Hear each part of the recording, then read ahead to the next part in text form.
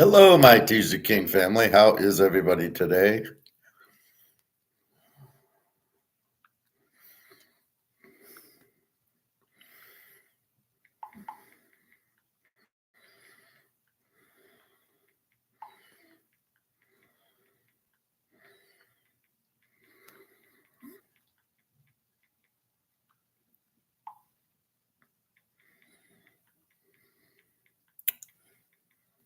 All right, just wanted to say hi to Daria. I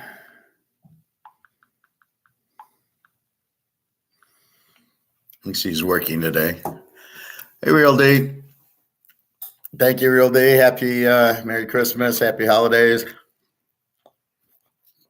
Everything else. My coffee's ready. 1 second.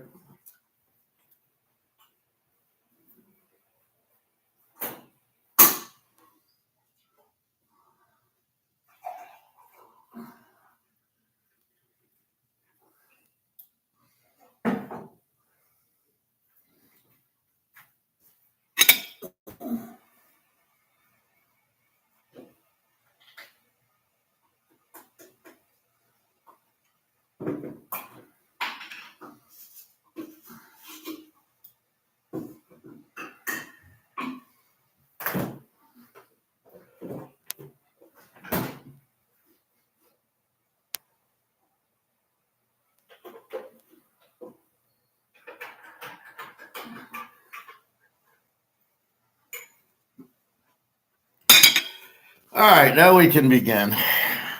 Got my coffee, my avocado, and my bananas. Oh, Merry Christmas, everybody, even though it's tomorrow.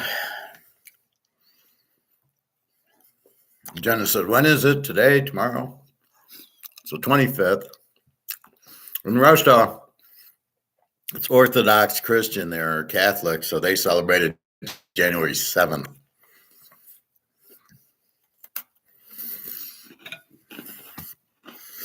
So,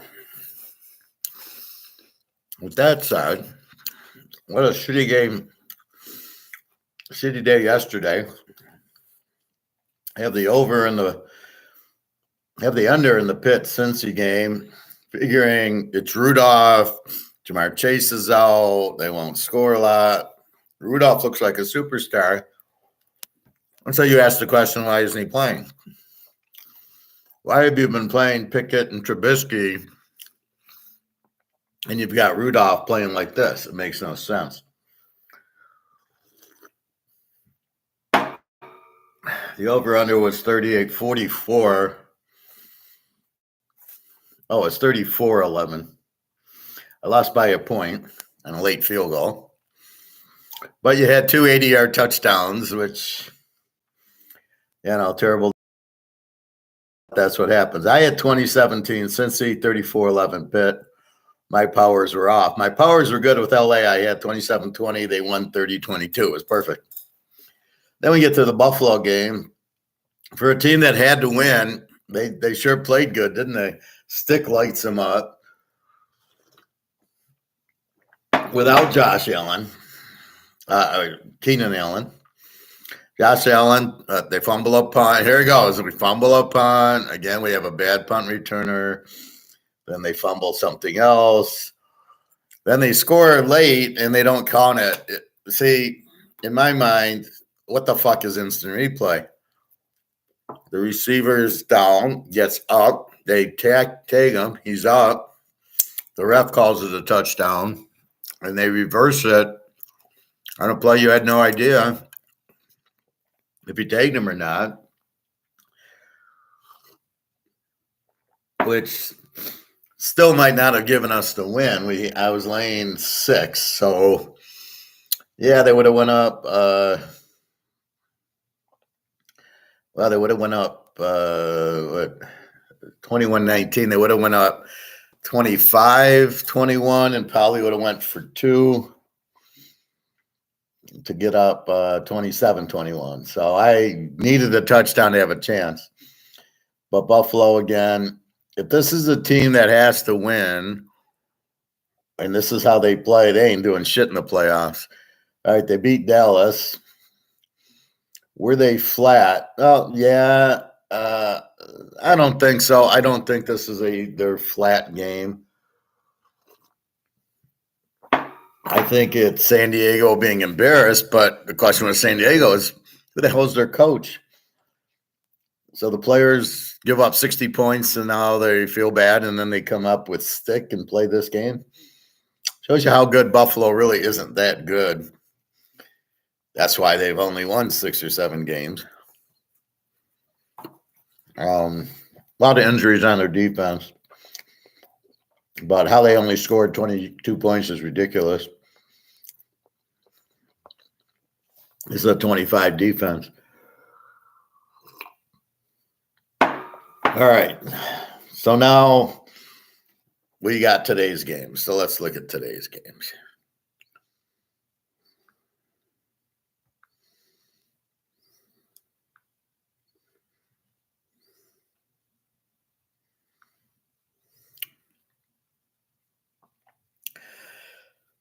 So these are both AFC games, so they really don't make much of a difference for the NFC.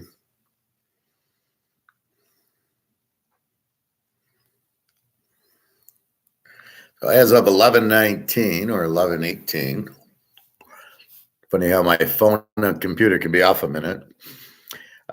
We start off with Atlanta 344.5.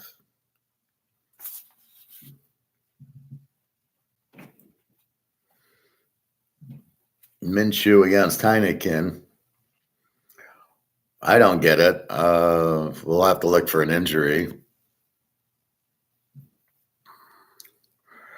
Why are you betting on Atlanta here?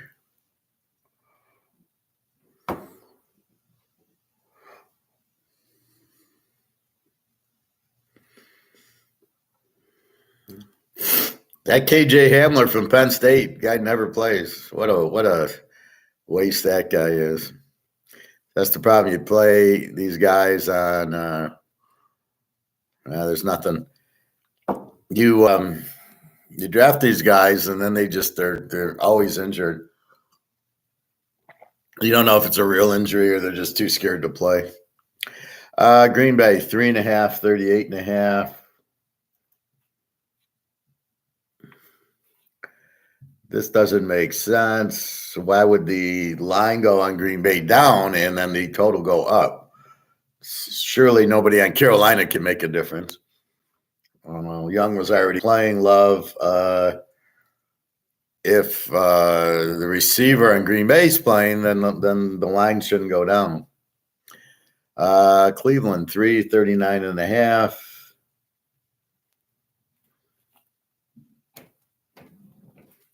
To Houston, Flacco against Keenum.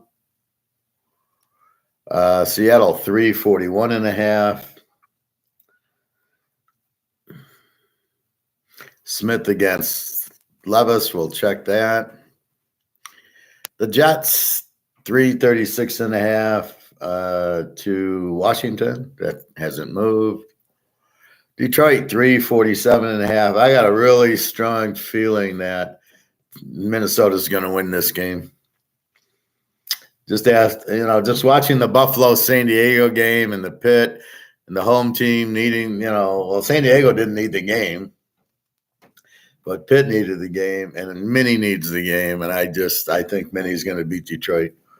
It's just a matter of Buffalo and Dallas. Detroit beats Denver. And I just have a feeling they're going to be flatter than shit. Minnie wins by 2 touchdowns, I think.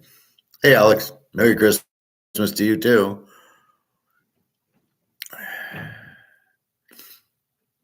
Yeah, it's a dog day. How the fuck did Coastal Carolina beat San Jose State? I was shocked. And almost as shocked as the Buffalo-San Diego game. Yeah, South Alabama. Well, I was waiting on their quarterback, and Eastern started their third string. Some of the games where the third string quarterback lit it up, I was surprised. And then the Air Force game, both quarterbacks played, which they were supposed to be out. To go under on the game, figuring, well, both quarterbacks are out. And it clearly said the guy was out, and then he's in the transfer portal. And so we're getting bad information. They're still playing, and Air Force shows you how good they were. James Madison was playing, and Air Force got him with Learrier, and I'm not sure if I want to even watch this other that other site you gave me, because I don't know how accurate it is. It's screwing me up. I think Duke's not playing; they play. I think there was a couple others. Coastal Carolina, I mean, they're not playing and they win. So I don't know what I'm getting confused by these transfer guys. Are they really playing or not? And then I changed my bet from taking the Duke game under to taking Troy, and I lose. San Jose State, the quarterback, I don't know what happened that game.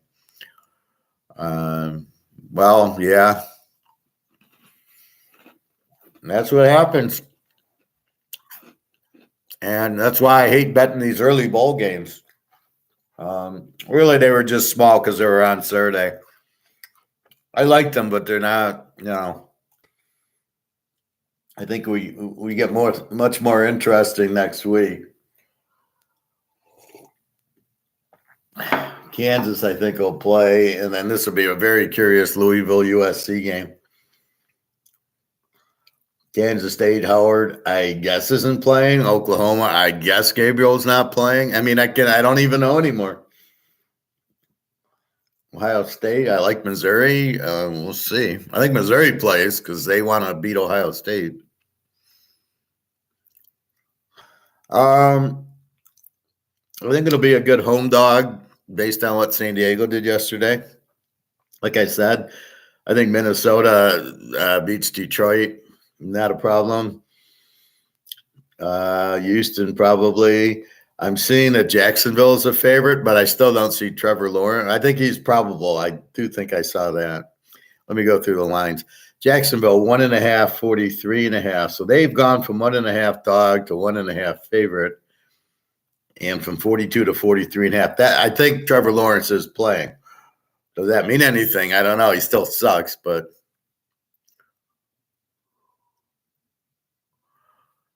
that's a curious one. Why do you think that? Minnesota's terrible this year. Their defense sucks. I was kind of going the other way on that game if I even play it. Anyway, Miami, 1.5, 48.5.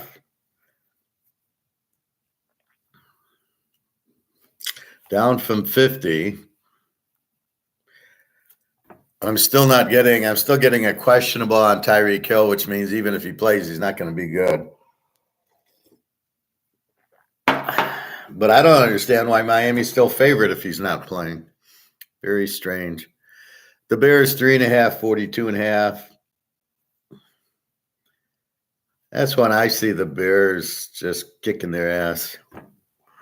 Denver, 7.5, 36.5. I think Denver wins this one. See, here I don't think I like the dog. KC, Oakland in 10.5 might be good, but I'm preferring the under. Philly, 13.5. So is Philly going to pull with San Diego here and not cover to the Giants? And then the Niners, Baltimore, who knows? 5.5, 46.5. That one I wouldn't stick with Baltimore. Big Ten versus the MAC. Maybe. I don't know. But when the Big Ten doesn't play its players, are they still the Big Ten? I don't know. Is that working for all that? Maybe.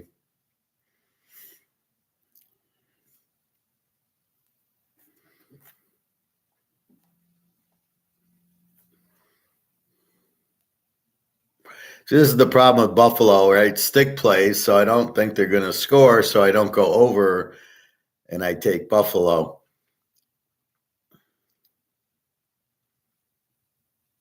Philly, I'm confused. I think they're going to kill him. I don't think I'm going to get much from DeVito. This is the problem I'm running into with all these backup quarterbacks, college and pro.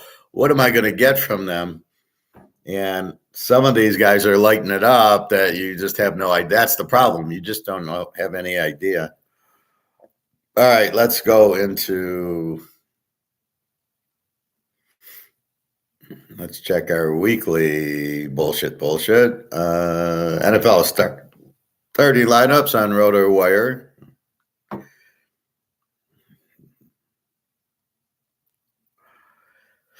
So Indy and Atlanta, everybody's healthy who's playing. Minshew, Taylor, I don't know the receivers against Heineke, Brooks Robinson, and those guys. So they're pretty healthy. We've got Atlanta -3 and 44.5. I got 24-17 Indy. I don't know why the money's going on Atlanta here. Indy's pretty healthy. I got Taylor back, and it's pretty healthy. Green Bay, Carolina, Love against Young. Aaron Jones supposedly playing, but would he count on him for a quarter? This Watson guy is doubtful, so he's out. Jalen Reed's questionable, so he's not going to help you. So this is the problem. Green Bay should kill them because Carolina sucks. Couldn't beat a MAC team, to quote Alex. But I just think that they must win, but they're down to, I don't know who's betting Carolina here.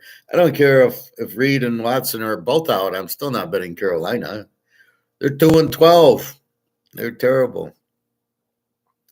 Cleveland, Houston, Flacco against Singletary. Cleveland is healthy, I think. I don't know their receivers, Cooper, but then Moore and Tillman. I don't know. Casey Keenum. Nico Collins questionable, which is a big questionable. But again, Casey Keenum could light you up. Yeah, okay, it worked once. Even though they are backups, they are better than the lower conference. Plus, they are excited to play and show their talents, provided they have skills. Some of these guys are pretty bad. So you think Notre Dame, the backup's going to do anything? The thing that kills me is their offensive coordinator at Notre Dame sucks because you can see Hartman should have been much better this year. And he's now going to be the head coach at like Tulane or Troy or something like that. He's betting heavy against him next year. Yeah, I just – the problem with your logic is you just don't know if they're any good. Why aren't they starting? Why didn't they get in there? Coastal Carolina, they didn't go to this third stringer. They went to this other guy, Chris, and they played okay. But why didn't they go to this guy if he's this good? San Jose State, I'd bet Corbero over them all day, but Kansas, Vegas, I like the over in the game. It's Mountain West against Big 12. And is Kansas going to show up, or do they not care? USC. So you want to bet on this USC guy, Miller Moss. You want to bet on him against Louisville. All right, good luck to you.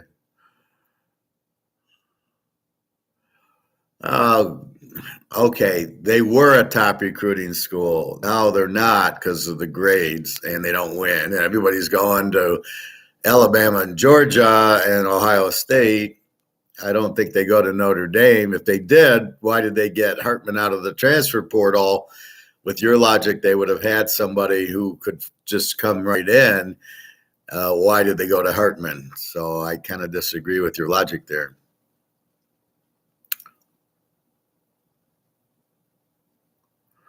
Well, why won't you bet USC? You tell me they can't recruit. I mean, their quarterback, Miller Moss, isn't going to win the Heisman next year. So I don't know. All right.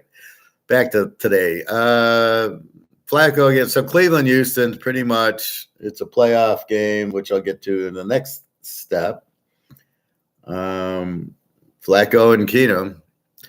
Should be a good game. Detroit Mini, everybody's healthy. Jefferson's playing, most importantly. Detroit, I don't know. Detroit's favored by 3. I really don't get it. I really think Mini for this position with Jefferson is the better team and should win. Even with Mullins, I don't find he's bad.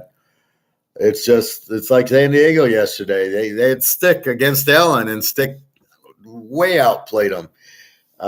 Same thing here. Mullins at home. They're a home dog. They must win, or they're, and Detroit really doesn't need it. They want to win for the division, but they don't have to. They can win next week. Well, no, they play Dallas, so they can win. It'll come down to the final Sunday at home against Minnesota. That's what's going to happen. Because that's what the NFL and TV want, right? So I got Mini winning the game. They've been playing good ball, pretty good defense. Washington and the Jets. Howell against Simeon. So to quote Alex in the Big Ten, Simeon at Northwestern against Howell from North Carolina. So I don't know. The Jets, they just can't fucking have no offense. They showed it against Houston, which is a really good defensive team. Washington is not a good defensive team. The Jets are 337. We've got no wind. We've got no rain. Let's make a look. Detroit Mini's in a dome. Cleveland, Houston's in a dome. Green Bay, Carolina, it's 3 miles an hour. No weather to worry. Atlanta in a dome. Okay. So far, we don't have that 15-mile-an-hour wind. Seattle, Tennessee, we've got 11-mile-an-hour wind and 65 degrees. Kenneth Walker's questionable. Levis is still questionable. So I don't know what the hell is going on. Henry and Hopkins are fine. So Seattle must win last week, beat Philly.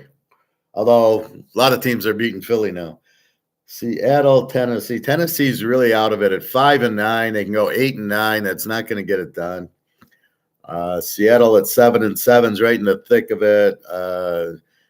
One of the playoff spots goes to Dallas or Philly, but then there's the two other ones, and there's a lot of teams at 8-6 and 7-7. So Seattle, they got to catch the Rams. The Rams are 8-7, I guess. So, but I don't, the road favorites, it makes it difficult.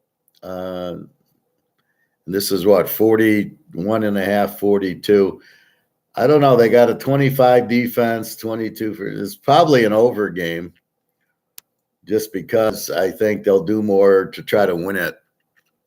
But we'll see. Jacksonville, Tampa. Now here it says Lawrence is questionable. On the other thing, it said he's probable. Tampa Bay, Evans and Goodwin and White and Mayfield. Tampa Bay's solid. They're playing. This is a playoff game in the sense they both need it. Tampa is trying to catch. Now that New Orleans lost, they can take the South, even though they have the worst coach in the history of coaching. Jacksonville, Lawrence looks like he's playing. Etnine's playing. Ridley. So I don't get why the spread. Jacksonville's favored now. So 40 over under. I think this is an over game. This is a 4:00 game. You've got 11-mile-an-hour winds. No big deal. In Tampa, won't affect Jacksonville. They're close. I think it's an over. I think both teams, both quarterbacks give you points. I like Jacksonville as a dog if Lawrence played, but they're favorite now. So he must have gotten through concussion protocol.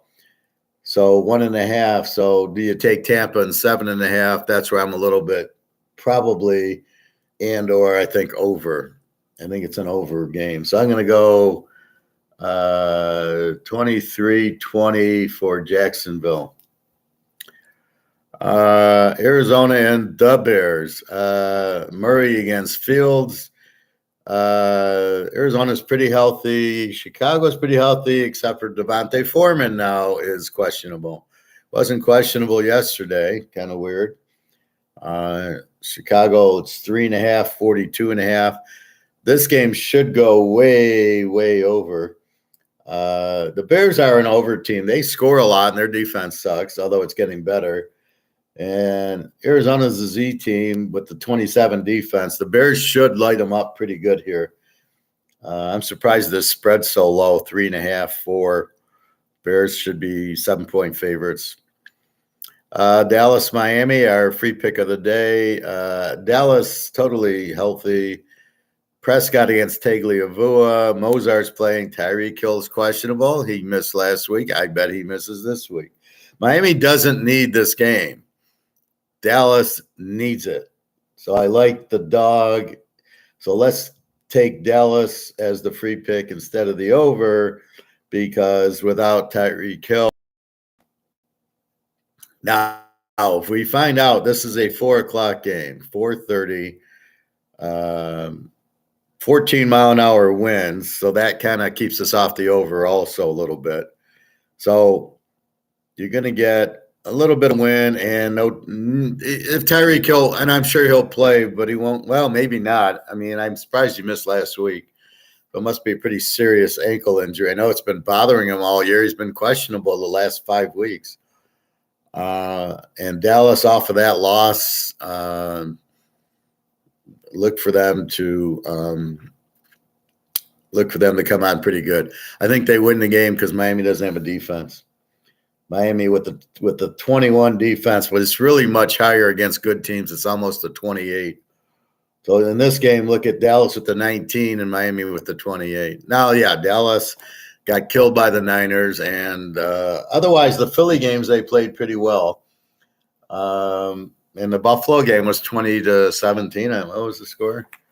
It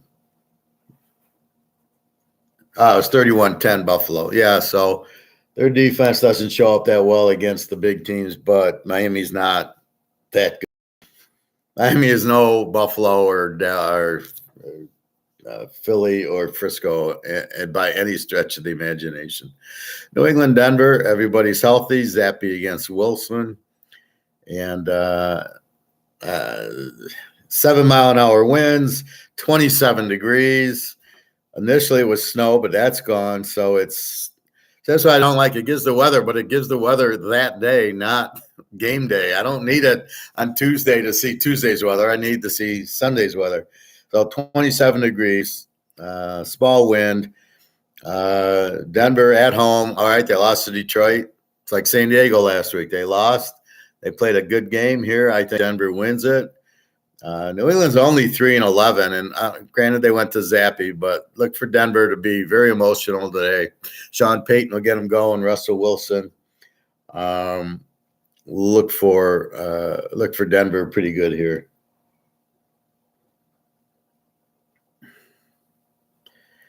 Oakland, KC. O'Connell, Josh Jacobs questionable. Devontae Adams is fine. Mahomes, they get Pacheco back. The receivers suck, and then they got Kelsey. 15-mile-an-hour winds, 37% chance of rain, and 39 degrees. So the wind's going to help us a little. KC does not have much of an offense, but they do have an 18 defense, and Oakland's got a 20 defense. Pretty good defense. 10.5. After the Buffalo game, I want nothing to do with KC minus 4.5. They don't really need the game. They're winning their division.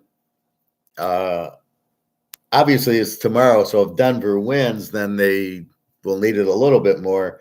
I like the under in the game. KC's defense very strong. Oakland's very strong. They don't have – Jacobs is questionable. I'm not betting on O'Connell. I don't care what school he went to, Purdue, by the way. The Giants, Philly. Danny DeVito against Hurts. Everybody's healthy for Philly.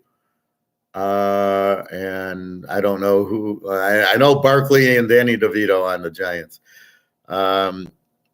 Absolutely 51 degrees, 5-mile-an-hour wind, but I think that's today. You got Philly laying 13.5, and 43.5. Philly off of 3 losses playing the Z team. You've got to love Philly. I'll read your stuff in a minute, Alex.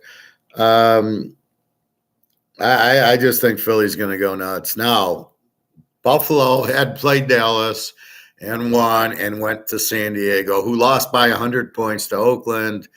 So they, I guess, I don't know. Did they play well? I mean, or did Buffalo fumble a punt and fumble again? And basically, I don't even know who the coach is of San Diego. He's got to be better than the idiot they had.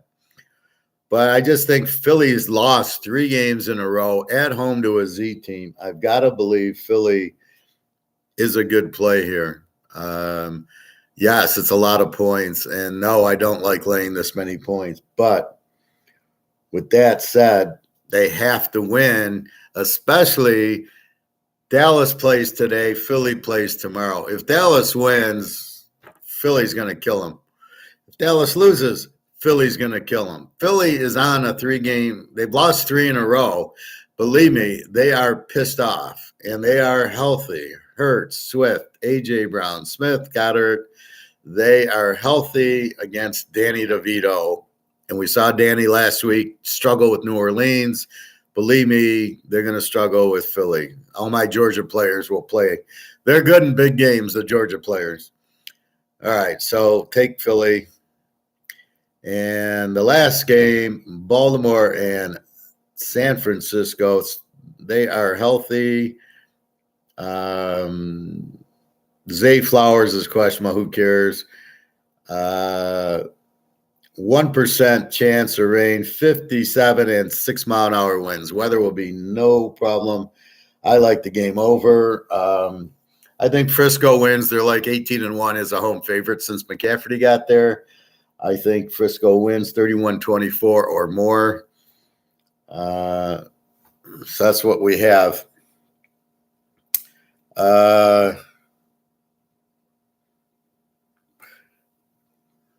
As far as the standings, in the AFC, you really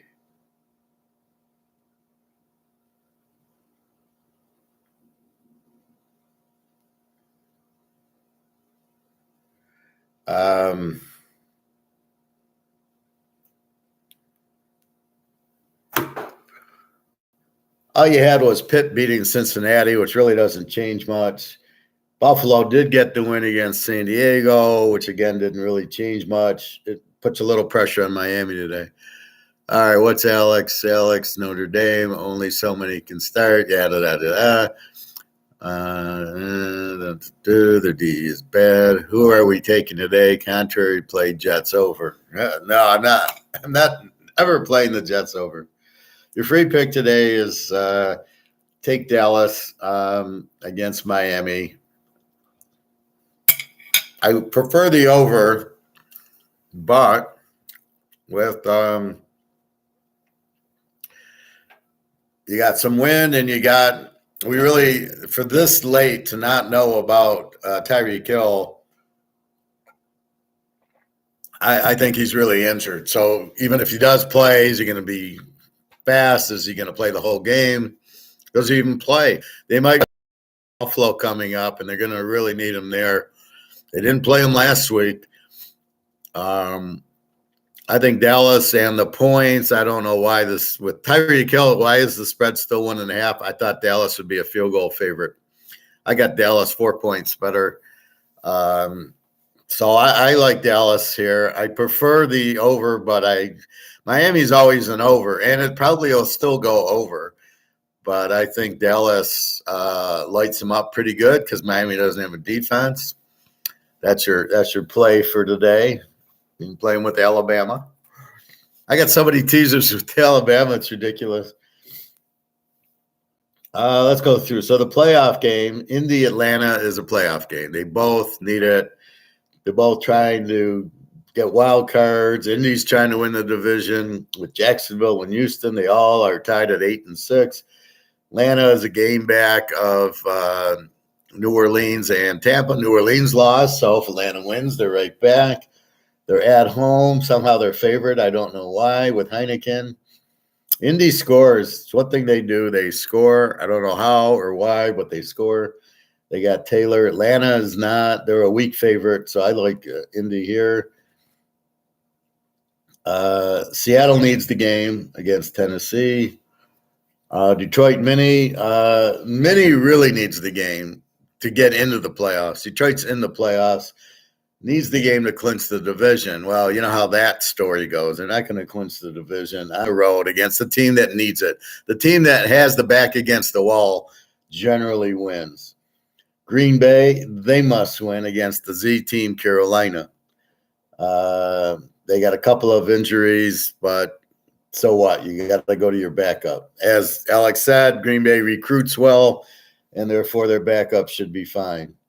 Cleveland, Houston is a playoff game. Flacco against Keenum. Games in Houston.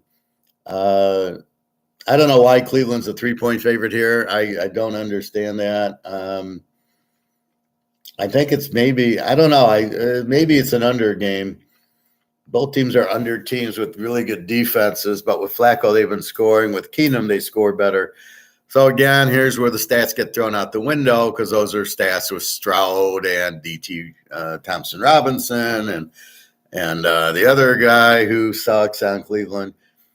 So this is the problem that you face now is you need like 5 different set of stats to go by. Like in Miami, you need the Miami against weak teams and Miami against strong teams because the defense sucks against the strong teams. Much like Michigan, they played nobody. So the stats you're looking at versus what they're when they play in Alabama are holding. The only one you can compare it to is Ohio State, 30-24.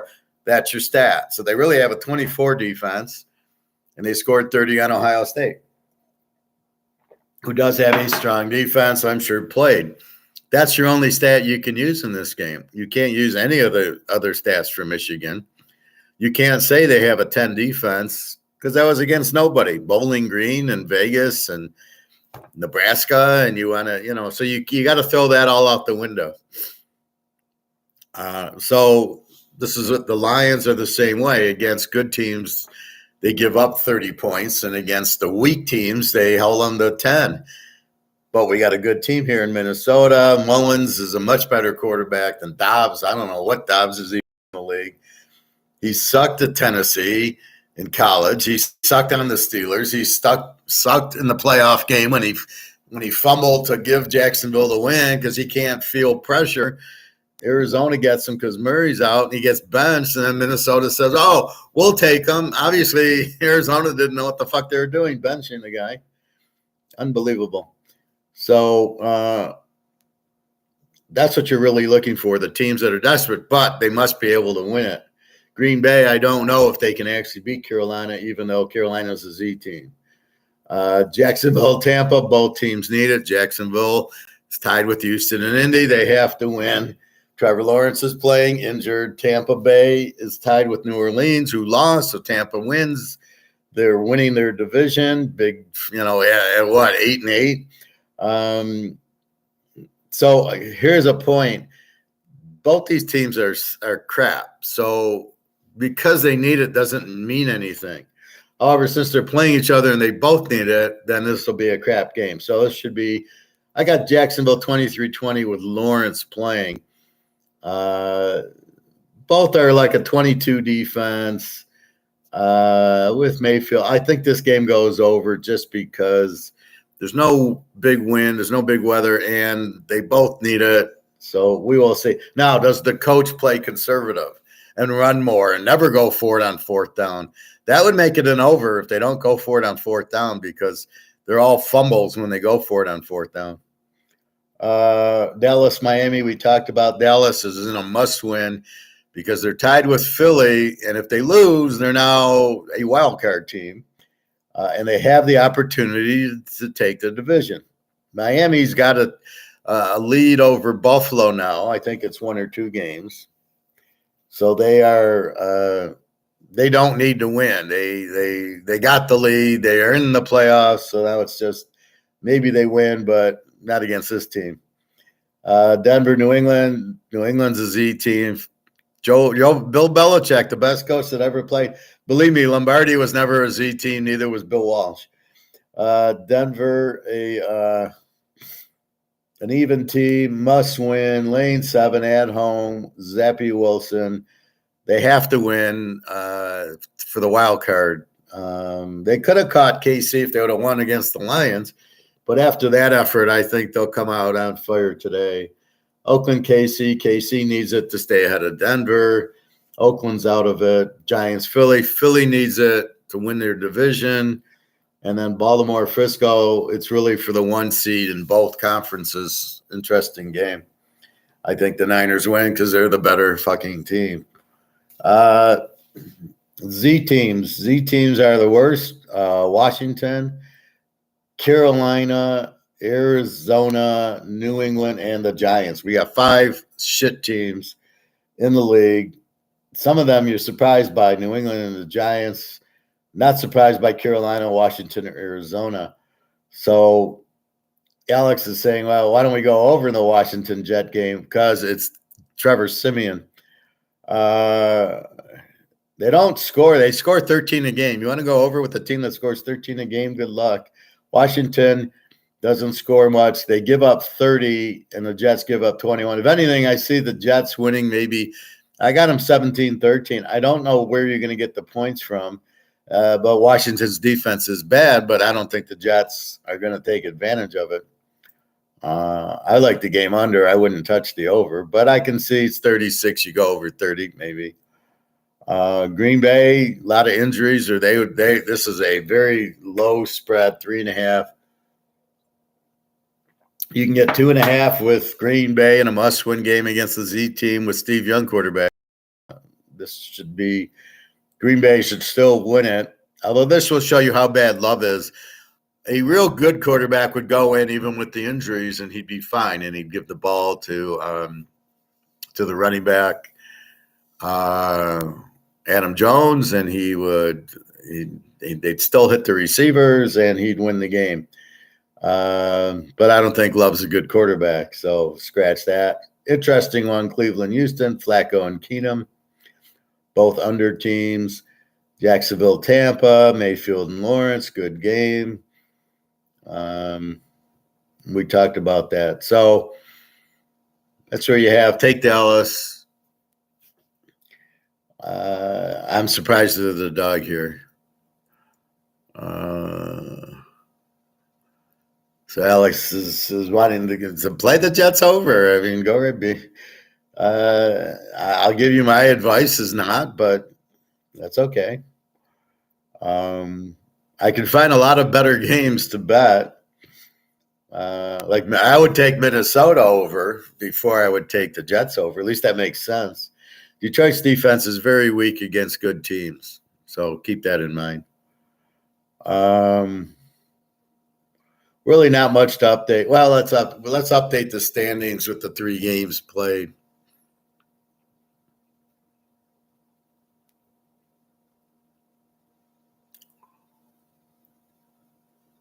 Now we're going to go through the line one more time. It's 12 o'clock.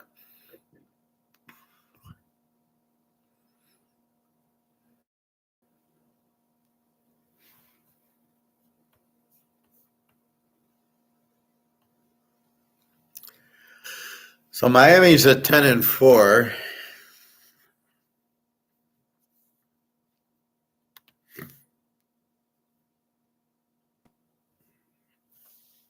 Miami's at 10-4. Buffalo's now 9-6. So even if they lose, they got a 1-game lead with 2 to go, and they play them. And that's unfortunate. Buffalo, they won't play the way they did yesterday. For some reason, they were not motivated yesterday. They will be motivated when they go to Miami. And that's it. You got Baltimore at 11-3, are the 1 seed. So they don't have to win. Cleveland is 9-5. Well, they play today. And now Pitt and Cincy are 8-7. So you got a 9-win Buffalo team, and you got a 9-win Cleveland team before today. Cleveland can still catch Baltimore with 2 more wins. Jacksonville, Indy, and Houston are 8-6. That's better than Pitt and Cincy at 8-7. Somebody's going to, well, I don't know. They could all lose today. I think they'll probably play each other the last 2 weeks. And then KC's 9-5 and Denver 7-7. So Denver has to jump the Indy, Houston, Jacksonville train. Cleveland with 9 wins, and Buffalo with 9 wins. So if Denver loses, they're out basically, because you've got your 9-win Buffalo team and your 9-win Cleveland team. There's only room for one other wild card because Miami's ahead in the division, Baltimore, and then Kansas City. So that leaves Jacksonville, Indy, Houston. One of them's going to win the division. But you have your 2 wild cards, Cleveland and Buffalo. So Denver's in a must-win right now. They have to win to have any chance, and then hope that Cleveland and Buffalo go 9-7. Oh, no, they play 3 more games. Okay. Yeah, I'm used to 16. So Denver still, they even more have to win because they're already at 9, those Buffalo and Cleveland. They get to 10, so Denver has to win to get to 10-7. So they still have an outside shot at Kansas City, and then the whole Indy, Jackson, Houston, they've got to keep pace with them. So Denver is in a must-win at 7-7. Jacksonville, Indy, Houston they're not really in must-wins, although they should win. Jacksonville's at Tampa. That's going to be a tough one. Indy goes to Atlanta. That's going to be a tough one. And Houston's at home. So Houston's the easiest because they're at home against Cleveland. I can see Houston winning the game. I don't know why with Case Keenum, Cleveland's a 3-point favorite. Houston should be the favorite in that game. So KC must win. Well, see, Baltimore's 11-3. They've got the 1 seed by a game. Miami at 10-4. But if they lose, they go to 10-5. They still have a game lead over Buffalo, and they still got to play Buffalo. So it's not do or die for Miami. It's not do or die for Baltimore. Probably not really for Cleveland. It's really, I think Denver's the only do or die there where the loss is really critical. In the NFC, Dallas and Philly tied at 10-4, and Frisco's 11-3. They got the 1 seed. So this is critical for both Dallas and Philly because if they lose, not only now they're a playoff team, they're not even winning the division. So they both must win the game. They're not worried about being in. They're both in as wild card, but the big difference between being at home and being on the road and being a wild card team. Detroit at 10-4 has not clinched the division. If Minnie wins both the games and they lose to Dallas, they're 10-7. If Minnie wins all 3, they're 10-7, which means they would have beat the Lions twice. And since they beat them head-to-head twice, Minnie gets the division. So it's a very big game for Minnesota, but not so much for Detroit because they've got the 3-game lead on them, so they're not going to – they don't need the game. They can say, well, we can still lose the game. And we can lose to Dallas. We just have to win the final Sunday at home. So they'll put the pressure on themselves to do that, and they'll probably choke. So Minnie has to win, right? They go to 7-8. Detroit's 11-4. They're out. And now they're trying to fight for a wild card. And you got Dallas, Philly with 10 wins. Detroit wins the division. And then you've got the Niners at 11-3. So you got the Rams with 8 wins already, and Seattle must win at 7-7. Tampa's at 7-7, but they can win their division. The Rams are red hot, but they're 3.5 behind the Niners, so they're gone. There's only 2 games left for them. So the Niners want to clinch the 1 seed, so they're going to play, and they're at home. So Detroit needs the game, but it's not. Minnesota back against the wall. Green Bay goes to 9-8. Is that going to be enough? Maybe mathematically it is, but the Rams at 8-7 are probably in 10-7 because they've already played the Niners, unless they got a Niner game coming up. Seattle must win because the Rams are 8-7. And then Tampa is trying to win the division, right? Tampa, New Orleans, 7-7, 7-8. Atlanta, 6-8, can only win the division. They can go to 9-8. It's not going to do shit for them. So back against the wall, Minnesota and Denver. Seattle back against the wall is playing Tennessee, who's not really they don't have a dog in the fight, as we would say. Levis is questionable. I think if he's out, Tannehill plays. Seattle, Kenneth Walker's questionable. They must win. They beat Philly. But, they got to go to Tennessee. It's not easy to win there. I wouldn't get all on Seattle. I don't know, over, under. Seattle's got a weak defense of 25. What was the Philly score? Philly 20-17. They won. So they held Philly to 17. Yeah, this will be, I think it's a lower scoring game just because, Levis isn't going to kill you. Here, Henry's going to run all over you. And you got Walker, but you got Metcalf and Lockett. So you're gonna throw Smith is playing. So if you can get a 2.5, I would say take Seattle on 3.5. I think that's a good bet. Laying the 3, they'll probably win by. I got them 24-20, somewhere in that neighborhood. I got Indy winning the game, and they're getting 3. That's ridiculous. We got an hour. The Rams have already won. So Seattle must win. The Rams have won. The Niners want the 1 seed, but must win it. Tampa's in a must win because they are 17 with the terrible coach. So this will be a tough one because so this should go down to the wire. This is probably a take the dog game. And I think over is what I'm looking. It'll be right around the number. I got 23-20 Jag. The game should be in the 20s. With Lawrence and Mayfield, they should be able to score. Again, I think Minnie beats Detroit, Green Bay. They're going to struggle with Carolina, but they should win. And Dallas and Philly are going to win. They're going to win. They have to win. Yeah, Philly's laying a big number, over under a 43. So then it becomes, what do you want to do? Do you want to go over? Philly's an over team. Philly scores and their defense sucks. So if you're worried about, I got to lay 13, I got to lay 7. If you're worried about that, then go over. If you think DeVito is going to actually score on Philly. After watching the New Orleans game, I don't know what to think of DeVito. I mean, this is the problem, right? It's funny, Alex, you think these third string college quarterbacks are good. Like there's that many good quarterbacks out there. And yet in the pros, more than half suck. More than half couldn't make the college teams that the third stringers are playing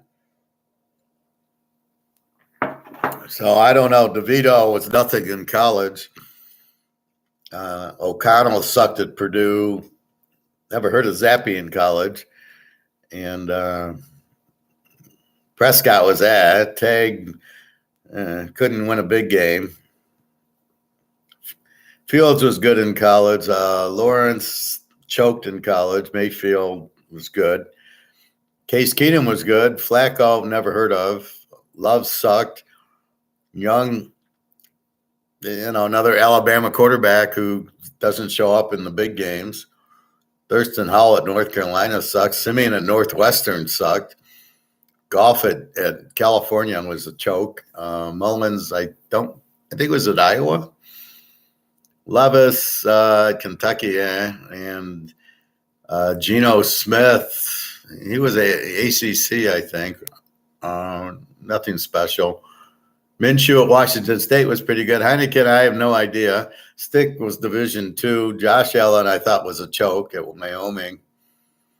And Rudolph at Oak State, I thought was pretty good. Browning, I think, is Washington, and he sucked there.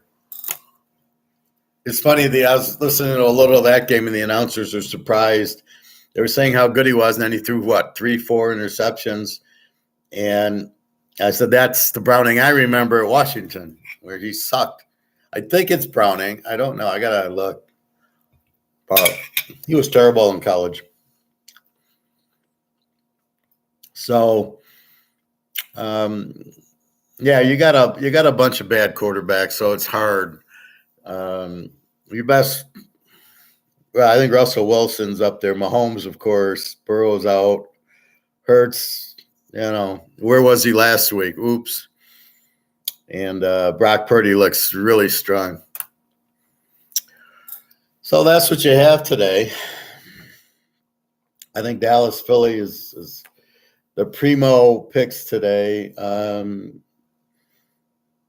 KC needs the game. Denver needs the game.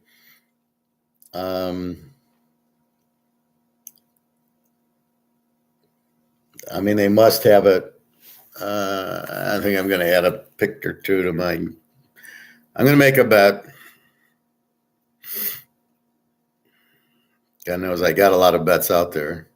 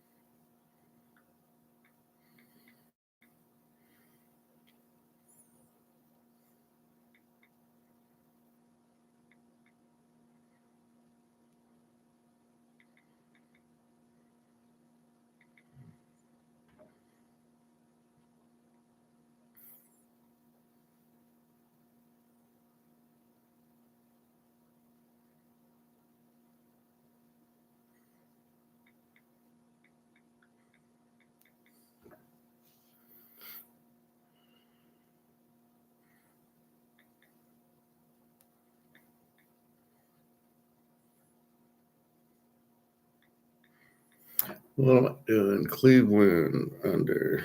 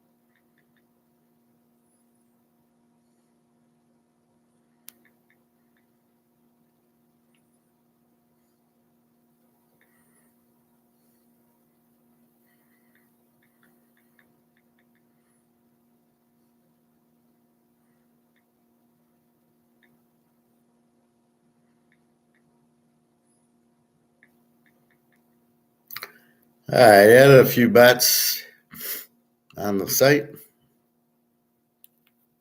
All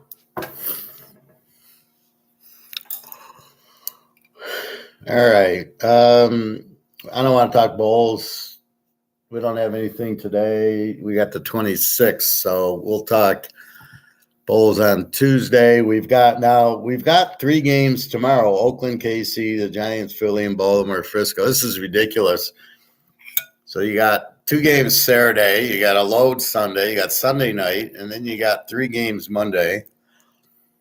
I did not like this Peacock game, so nobody gets to watch it. They don't understand they're hurting themselves.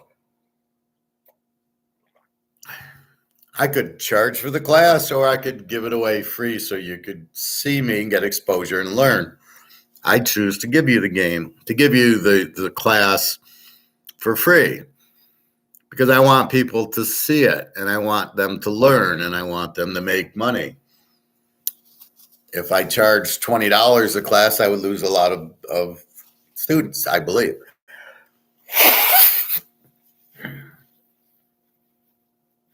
Maybe not. Maybe I should say for $25, and we'll walk through the picks this way.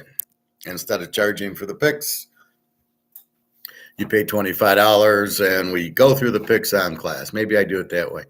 But the point is, you hurt your business by making me go to Peacock. What the fuck is that? Real D, I hate that damn Peacock. What the fuck is that? Exactly. It's NBC. I don't know what they're doing. They want to charge you watch the game is insanity. I went on like online and it's like $10 or whatever to buy a subscription. What do I want a subscription for? I don't want a subscription for it. It's just stupid because I'm sure a lot of people didn't watch the game. That is not what you want. You want people to watch the game. Now I looked on Christmas and I think all the games are on regular TV, I believe. But I mean, look what ESPN does. They still show the game on ABC because they want you to watch it. A lot of people are getting away from cable. It's too expensive. And you buy a Roku TV, you get the Roku clicker. It's free. You buy the clicker once, it's free. And then you get like Tubi and Pluto and the regular. I got an antenna for the regular TV. And then I get Netflix, which is getting pricey, and I'll probably drop it after Berlin comes out. But that's why do I want? That's the point of getting away from cable is I don't want to go to Peacock and Apple and Prime and all this bullshit. Is that's why Apple stock is so high because of the TV, not the phone anymore. But that's not like at Disney. Oh, Disney Plus, I think that's losing. And then I saw that whole thing with Bud Light where the idiot came on and nobody wants to buy it anymore. Then I saw a Peyton Manning commercial and I turned it off immediately. He says, what a loser that guy is. They're trying to save it with Peyton Manning. It doesn't work that way. Nobody wants it. Peyton's he's not going to sell me anything. There's some guys that aren't going to get me to sell, and he's one of them. I was watching the movie The Batman yesterday, which I really liked. I saw it in Alabama when I had nothing to do, and I would just go to the theater, and I watched it like 3 times. So I would just stay in my seat, and it would come on again, and I'd say, okay, I got nothing to do. The Alabama people are rude and didn't really have any friends down there. But I'm a stoic INFJ. I don't really need friends. And nobody to bitch at me. I love it.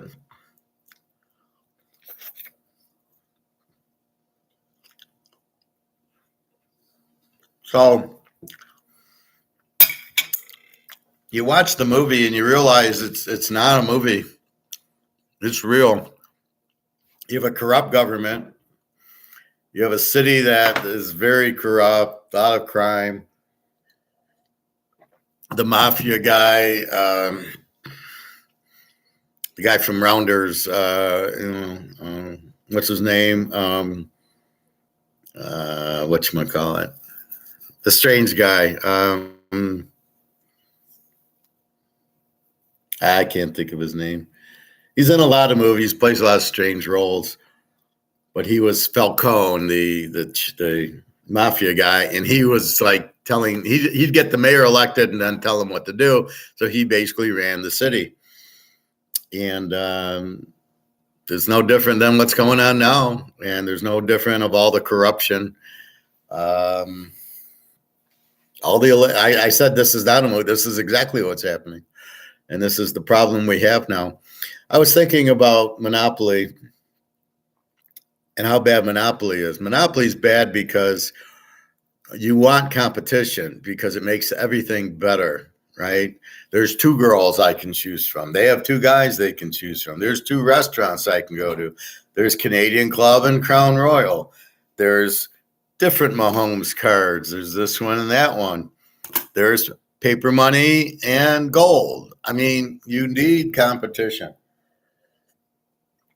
And I'm thinking the government is not competitive anymore. It's all, it used to be, I believe, Democrat and Republican would be the competition. So if the Democrats got out of control, the Republicans, you'd vote Republican or vice versa. But now that's not there anymore because they're all the same and it's all corrupt.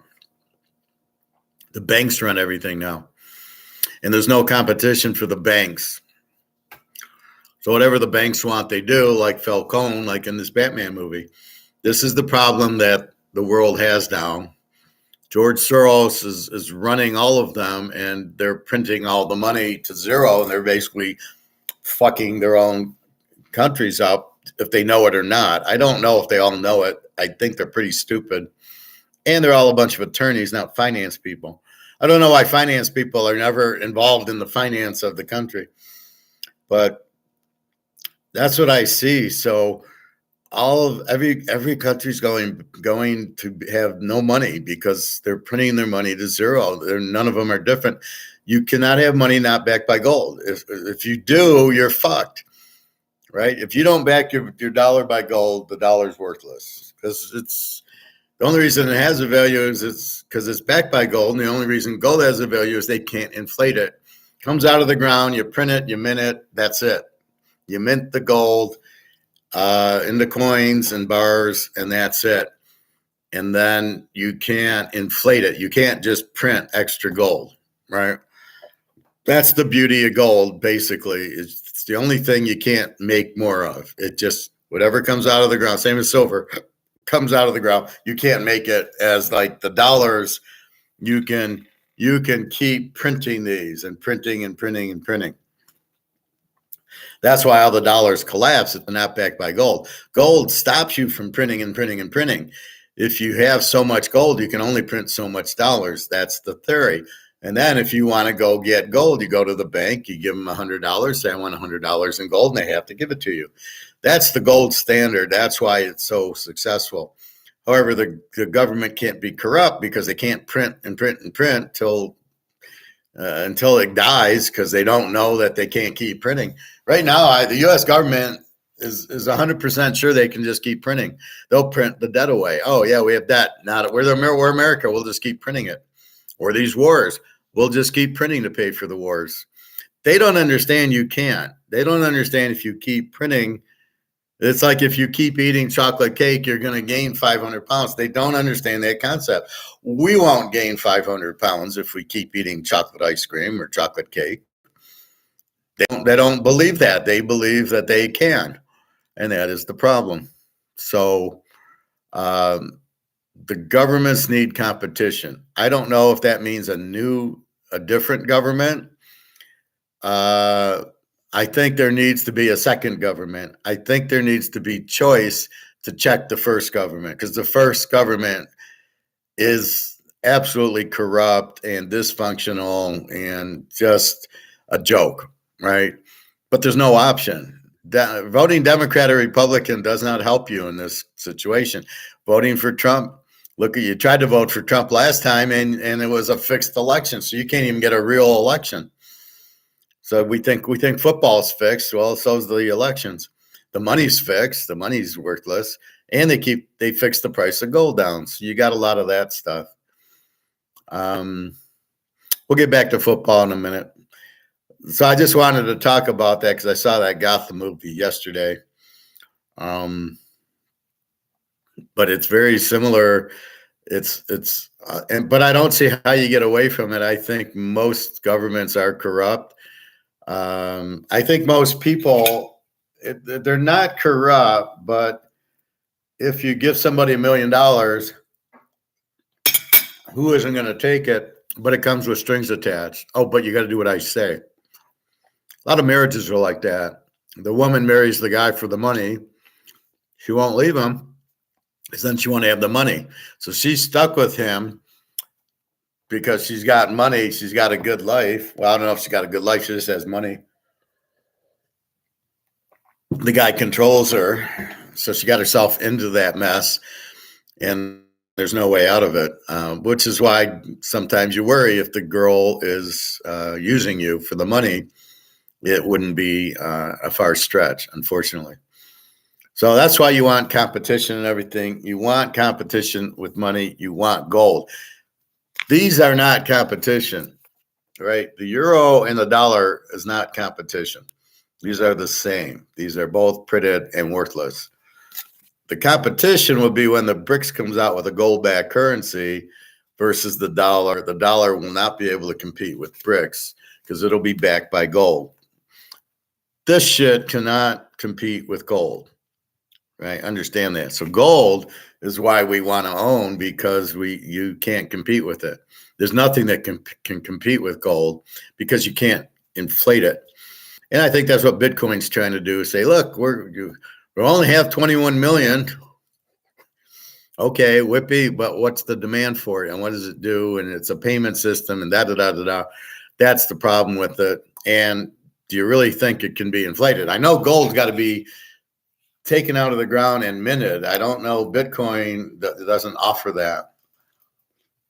Anyway, that's my thought on that.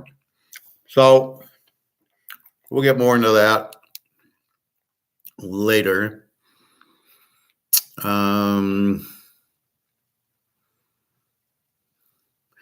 Let's check our starting lineups one more time.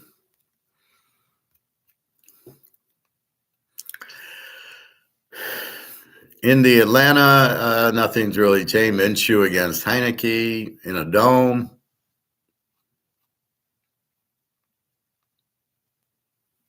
Green Bay, Carolina. We've got the outs. Okay, good. Inactive today for Indy. Zach Moss, but Taylor's playing. Pittman, a wide receiver, was questionable. He's out. Atlanta, nobody really. Oh, Logan Woodside, he's a good quarterback. Why isn't he playing ahead of Heineken? Green Bay, Carolina, inactives. Jaden Reed is inactive, as is Kristen Watson. So the receivers are both inactive. They got Romeo Dobbs, Wicks, and Mike Heath, and Aaron Jones. Love against Young, and Carolina doesn't have any players worth mentioning. Cleveland, Houston, Flacco against Case Keenum. Inactives, nobody to note on Cleveland. Houston, C.J. Stroud is inactive. And Will Anderson from Alabama, who I didn't even know was playing this year, is inactive. Another Alabama injured guy. Nico Collins is playing for Houston. This should be a close game. Seriously. Detroit Mini. Hendon Hooker's inactive, surprising. For Detroit, they're pretty much standard. Chandler. Joshua Dobbs is inactive for Minnesota. Why is he still on the team? That's ridiculous. So everybody's healthy there. Washington and the Jets. Brooks Robinson's not going to play for Washington. They got A. Gibson instead. Oh, they got another Brooks Robinson here. And then there's one on the other team, Atlanta. The Jets, Simeon. So Aaron Rodgers and Zach Wilson are inactive. So it's Simeon, and I don't know who the backup is. It's a pity with Aaron Rodgers. It's Howell against Simeon. And you're going to go over in that game? Good luck. Geno Smith against Tannehill. There you go. Tannehill is now the starter instead of Will Levis. This is Tennessee.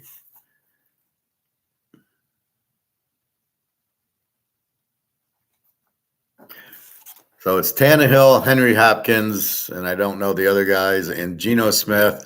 Kenneth Walker is playing. Metcalf Lockett. Jamal Adams is always hurt, is hurt again. And for Tennessee, Levis, and I don't know anybody else there. Murphy Bunning from Tampa is now on Tennessee, apparently. Interesting. Smith against Tannehill. This is a whole complete different game here. I like Tennessee. They're giving me Tannehill, and I probably like the game over now. This is 42. Yeah, this is an over game with Tannehill. Tannehill, Henry Hopkins. Yeah, this is over. What do we got? 12:30. Jacksonville, Tampa. It's still showing Lawrence questionable, but I know that's bullshit. I know he's playing. Mayfield, Wright, Evans, Godwin. So it's pretty much Zay Jones. Who cares? He sucks anyway. Questionable for Jacksonville. I love Evan Ingram. He sucks, and they make a big deal when he makes a catch. Oh, it's Evan Ingram. And you're like, who the fuck is that guy? Lawrence will be playing. So this should be based on their defenses. 22 defenses. Should be a 40-point game. The over-under is 43. 11-mile-an-hour winds. Maybe you go under. I don't know. Arizona, the Bears. Kyler Murray and Connor, everybody. So on the 1 o'clock, it says that inactives, but not on the 4 o'clock yet, which is we need to know now. We don't need to know at 4 o'clock. 10-mile-an-hour winds in Chicago. Deontay Foreman's questionable and Cole Kmet for the Bears, which it won't matter. Fields against Murray should be a high-scoring affair. Dallas, Miami, we still have Tyreek Hill questionable. Over-under down to 48. Miami down to 1. I would think that he's not playing because the line's starting to move on Dallas. Dallas will be favored by 4 o'clock once Tyreek Hill's out. Zappi against Wilson, New England, Denver. Everybody's healthy there. Look for Denver. KC in Oakland. This is tomorrow. Mahomes, Pacheco, Kelsey, everybody there. Josh Jacobs. Questionable, and O'Connell, and Devontae Adams is playing. So there you go. The Giants, Philly. Philly is healthy, and Danny DeVito is going to go up against Hurts. DeVito's probably the better quarterback there. And the Niners are healthy. Purdy, McCaffrey, Kittle against Lamar. Zay Flowers is questionable. Beckham's okay, which he sucks anyway. So that's it. Let's take one last look at the line.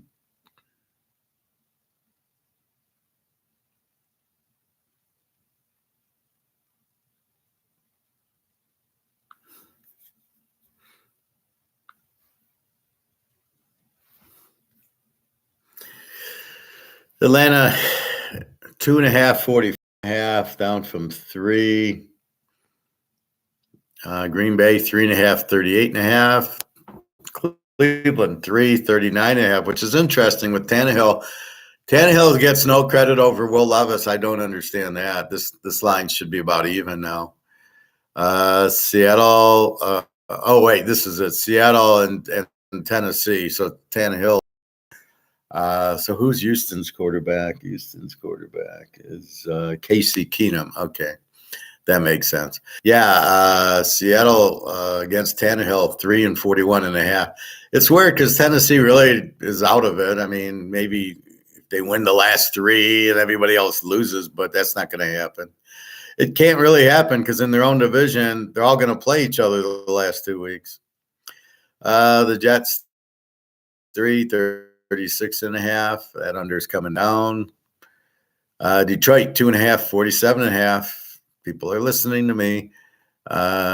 Many to win that game. Jacksonville, 1.5, 43.5. So obviously, Lawrence is playing, but he's really not that. Mayfield's better, I think. And I don't think Mayfield's that good. Miami's still 1.5, 48.5. So down from 50 with Dallas. I love the game over, but if Tyreek Hill's not playing, it still could go over. Dallas is going to score a ton in the game against this defense. So that's why I like the game over, and Miami's good for something. But they're not going to show up today, it looks like. The Bears, 3.5, 42.5 to Arizona. Go to Bears. Denver, 7, 36.5. Got to like Denver to bounce back. KC, 10.5, 40. Should be a low-scoring game. Philly, 13.5, 43.5. Look for Philly after 3 losses in a row. And then we got the Niners, 6, 46.5, up from 5.5. I think the Niners win at home. So those are your last latest lines. I think I'm going to make another bet. I'm having fun. It's Christmas. I'm so hot anyway. Let's go.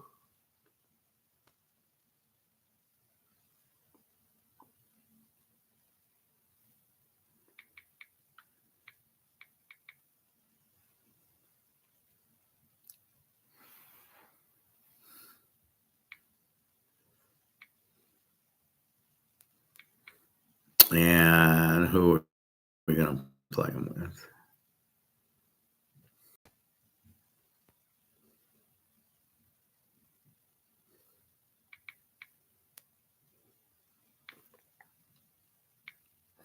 Nah, if I play with that, let's play with Philly.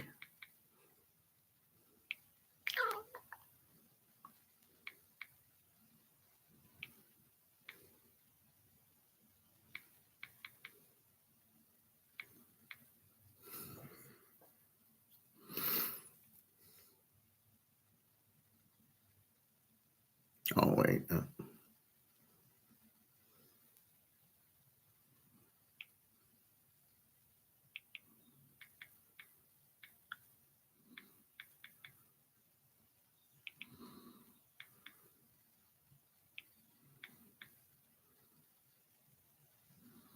Okay.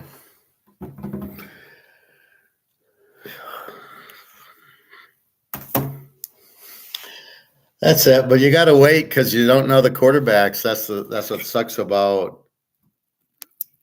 See, my mind gets into it, and I figure the puzzles out.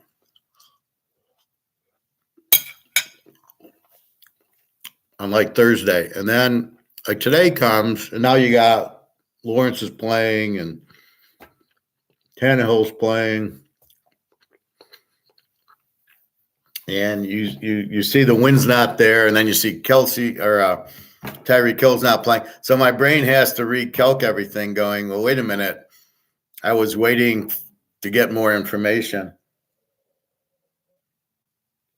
which I didn't get till today. So I gotta think, oh wait, I want to take the Jacksonville game over. I want to play the Seattle game over. I want to play Philly some more.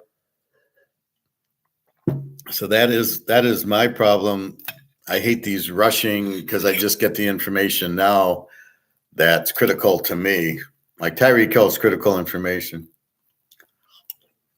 I'll keep watching because Tyreek Hill game's not till 4:00.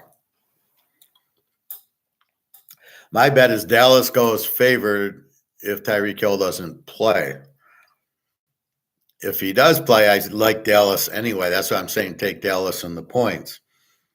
Now, if Hill does play, then we're going to go over. But because the line went from 50 to 48.5, tells me he's not playing. They just haven't posted it. So if he's not playing, then we really load up on Dallas because without Tyreek Hill and their weak defense, Dallas off the loss. See, off the loss is key. That's why I added another Philadelphia bet because they're off the loss, although they're tomorrow, so we will know.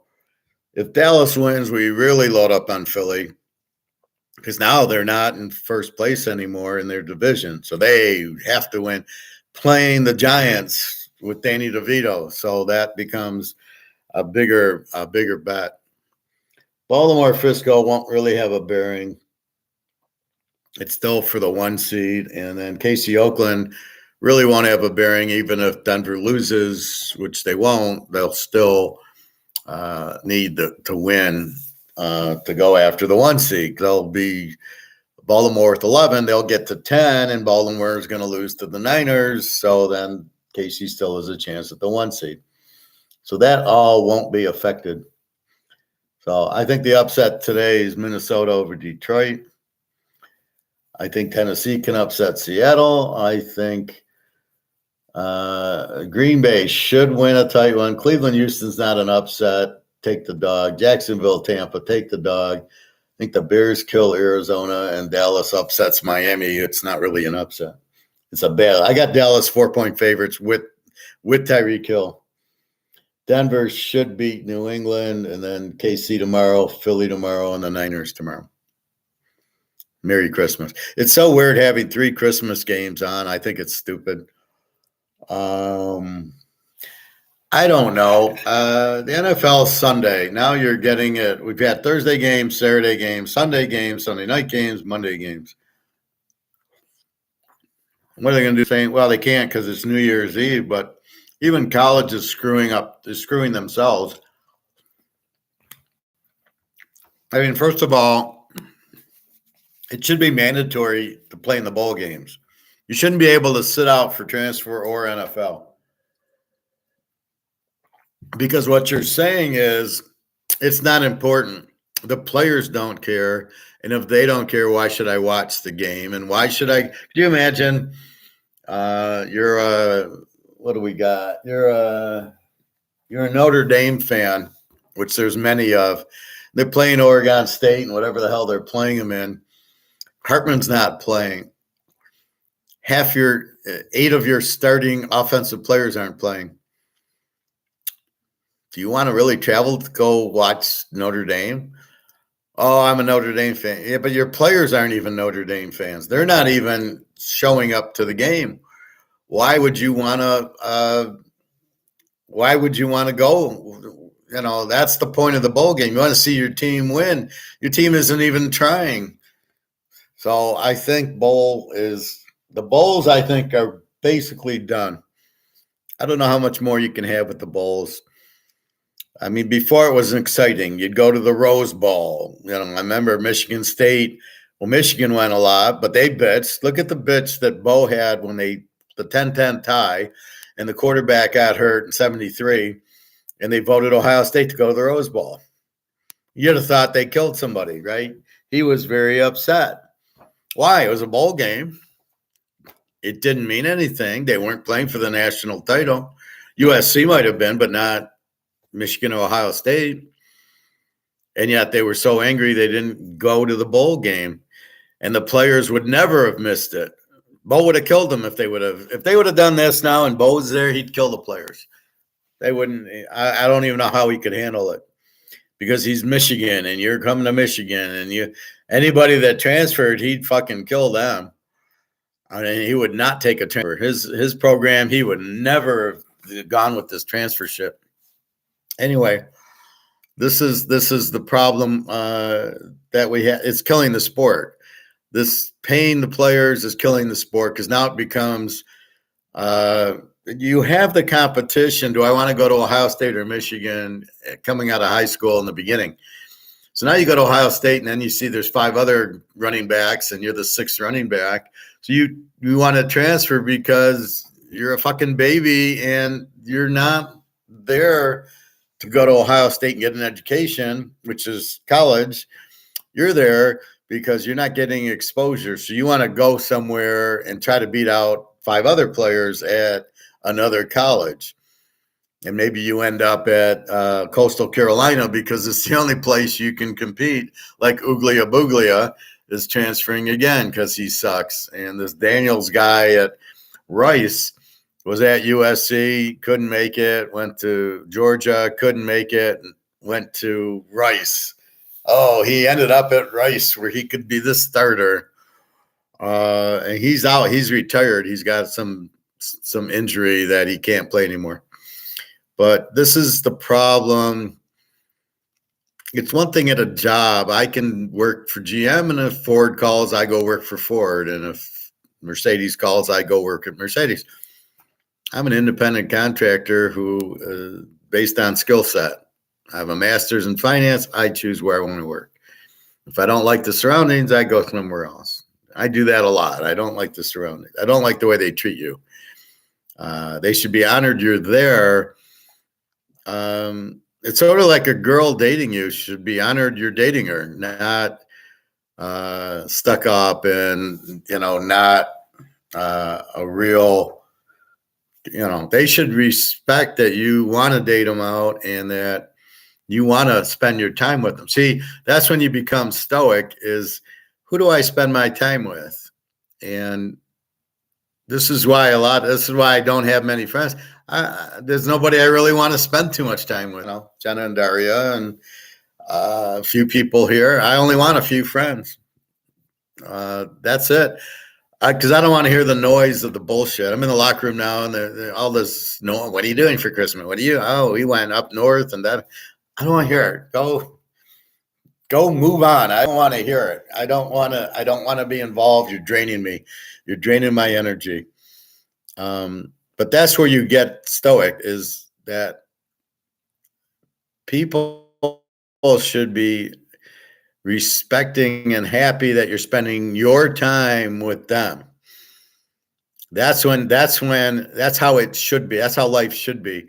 You should be very calm and very mature, and you know a lot, and people want to spend time with you.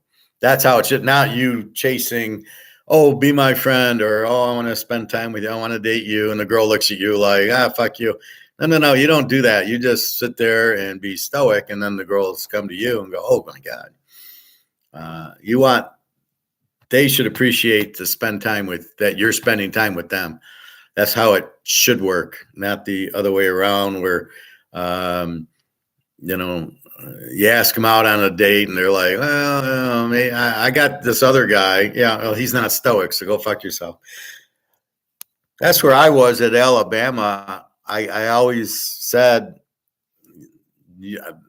I don't care that you have a boyfriend. He can't compete with me. Nobody you know can compete with me because I'm stoic. But I didn't know I was stoic. I just acted stoic. Now that I see the stoic stuff, I go, yeah, that's how I act. But you know what you know. You learn. You're open to learn. You're open. You're very calm. You're very smart, and you know your shit. And you don't talk to death. You just talk things that make sense, that are not, as we call Greg and John, vampiring us with his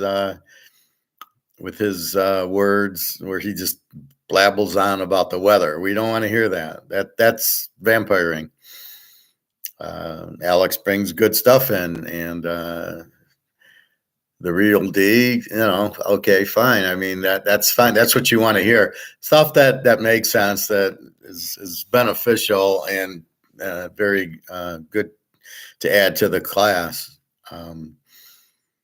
So you guys understand my worth, because you guys understand. I teach it in a way you can understand. You go, yeah, that makes sense. I should buy gold. I should bet this team. I do, you understand my worth, and that's what it is. So I don't talk to talk. I talk to teach, which is stoic. But that's the thing. So like, the gals should know your worth and should be happy you're spending time with. Actually, not the gals only, all the people should be happy that you're just talking to them, and that, wow, that's nice. That's how it should be. You should not chase and I hope she talks to me. Fuck that. If you got to do that, it's the wrong girl. So be with somebody that respects you and is happy that you're even talking to them. And don't fuck around. Anyway, so we've got 15 minutes to kick off. Again, it's a strange week with 3 games tomorrow. We got the night game, New England, Denver. We got Dallas, Miami at 4. We got a bunch of shit at 1. We've already had a Thursday game and 2 Saturday games. It's a fucking mess. Anyway, I don't know if I'm going to Turkey or not next week. I'm waiting. Daria applied for her passport, expired. Applied for a new one in November. It's Russia, so who knows how quick they are. So we're waiting for her to get her passport. And she's called a couple times, like, when's my passport coming? And she can't pin it down. So we're waiting on him, but I can't make the plane ticket if she doesn't have a passport. She can't travel. So we're waiting. I'd rather just go to St. Pete, but I can't get in. Although apparently the banks are working. So if I did go to St. Pete and I took $100 and says, give me rubles, they would exchange it. Apparently that's still working. It's just PayPal and Western Union that won't ship the money, but the banks are working. So I do PayPal her sister, who then turns it and sends it to her. I think she turns it into rubles and then sends her the ruble equivalent. But anyway, I'm waiting for her. She's working today, so I haven't heard from her yet.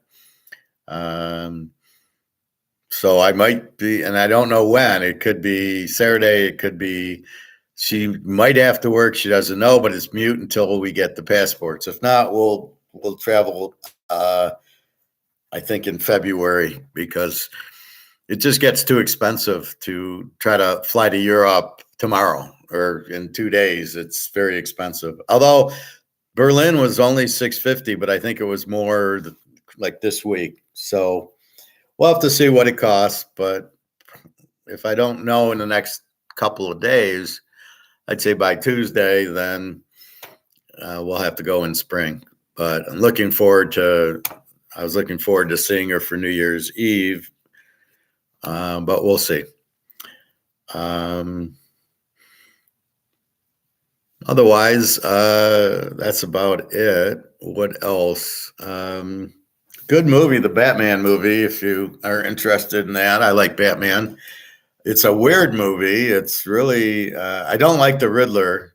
There's the Riddler in it, the Penguin, the Catwoman, and at the end, the Joker, but you don't really know it's the Joker, but you can tell by the laugh. And the guy as the Riddler, he was in another movie where he's just a loser.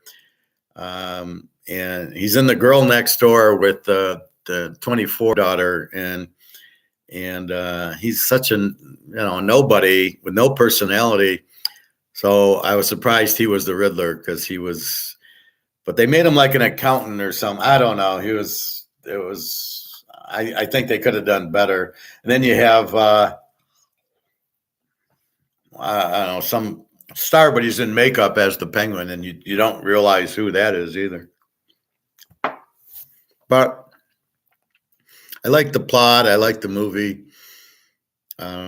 It's on Netflix now. Berlin's on Netflix on Friday. It's on, and I'm really disappointed already because the professor's not in it, which he's the reason you watch he's the reason you watched Money Heist in the first place. And if he's not in it, he's his brother, then I don't get the point. I think it's, I don't know, maybe it'll surprise me, but I think it's a stupid plot. I could see the professor with him robbing everything. That would be good in Tokyo, maybe, but I don't see this. Anyway, good luck on your games today. I'll go through the scores one more time. Indy 24-17 over Atlanta. Seattle 24-20 against Tennessee. Now that was with Levis, with Tannehill. Maybe it's 24-23 or 27-24. Minnesota 27-24 to Detroit. Detroit with the weak defense. Minnesota allowed Cincinnati 3 touchdowns in the fourth quarter last week, so I'm not quite sure Minnie's defense is all that. I got the Jets now with Simeon 17-13 over Washington. Green Bay 27-17 over Carolina. Cleveland 24-20 against Houston's about right. Flacco against Keenum. You got with Lawrence now. I got Jacksonville 23-20 over Tampa. It should be a tight game. The Bears 31-17. They're a very high-scoring team, and Arizona's got no defense. Dallas 30-24. Miami's defense, as I said, is not a very good defense against better teams. Off the loss, look for Dallas. Kick some ass today. Denver 27-6 against New England. They were embarrassed. They lost to Detroit, which is bad enough. In a must-win game, New England just is terrible. Go to Denver.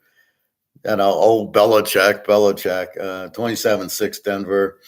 KC 20-3. They're just dominant defensively and no offense. Oakland with a pretty good defense. Crosby, but O'Connell, so that's about right. Philly 45-7 over the Giants. After 3 losses in a row, they get Danny DeVito. Look for Philly to kick their ass. 49ers 28-7 over the Packers. Packers 31-17 over the Lions. They have to win. They're down. They lost. They're not going to lose 4 in a row. And then I got the Niners 31-24. Could be a little bit higher, as the Niners tend to put up 40s when they play these type of games. They just score, and then there's a pick six and a couple of sacks. Look for Lamar to have 2 interceptions at least. He's going to struggle against this defense.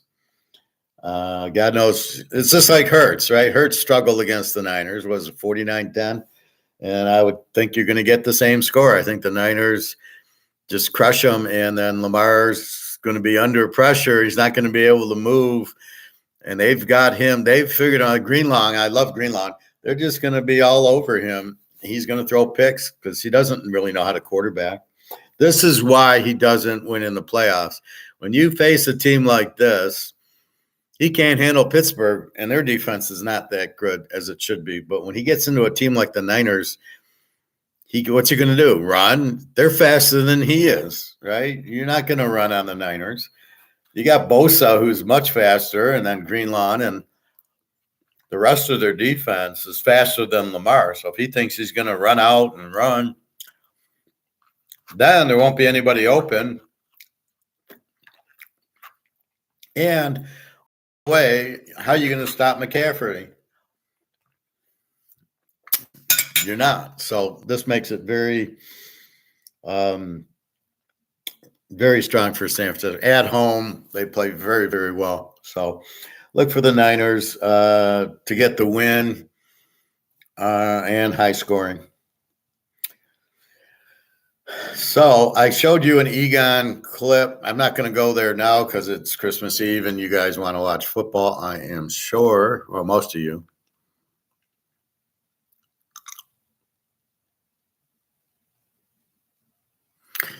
I watched about 30 seconds of this. This is Mark McGuire. This guy, Oliver, is a Keynesian, does analysis of paper gold. That tells you all you need to know is he's an idiot. So let me show you my comment, because I know Bobby likes seeing my comment. Say he doesn't do push-ups. He pushes the earth down. What blows people's mind? This is the biggest paper asset bubble in U.S. stock market history. They now have.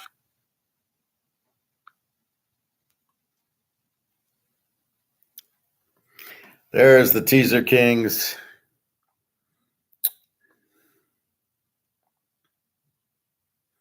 That's my comment. Paper gold, laugh out loud. Where did they find this Keynesian? Waste the time with these idiot guests. Then somebody underneath me. This was really a good interview. One of the best I've seen on this channel for some months. See, the problem is nobody's understanding it's paper gold they're talking about, which is derivatives, which is inflated, which is a waste of time.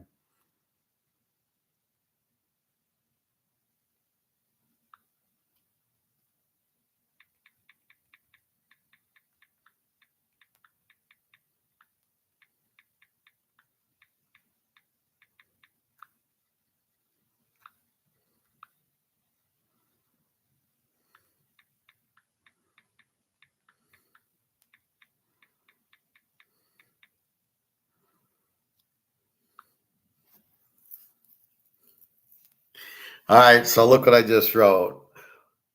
This is really what steams me. Her comment, and then I'm like, so she says, look forward to more videos from Andrew next year. He is the best expert on gold. And I said, Teaserking is the best expert on gold and economics. Now I don't know if anybody reads these or not, but that was my response. See, the problem is, so he's got 20,000 people watching this Michael Oliver guy. And my problem is he doesn't know what he's talking about. Right? That's the problem.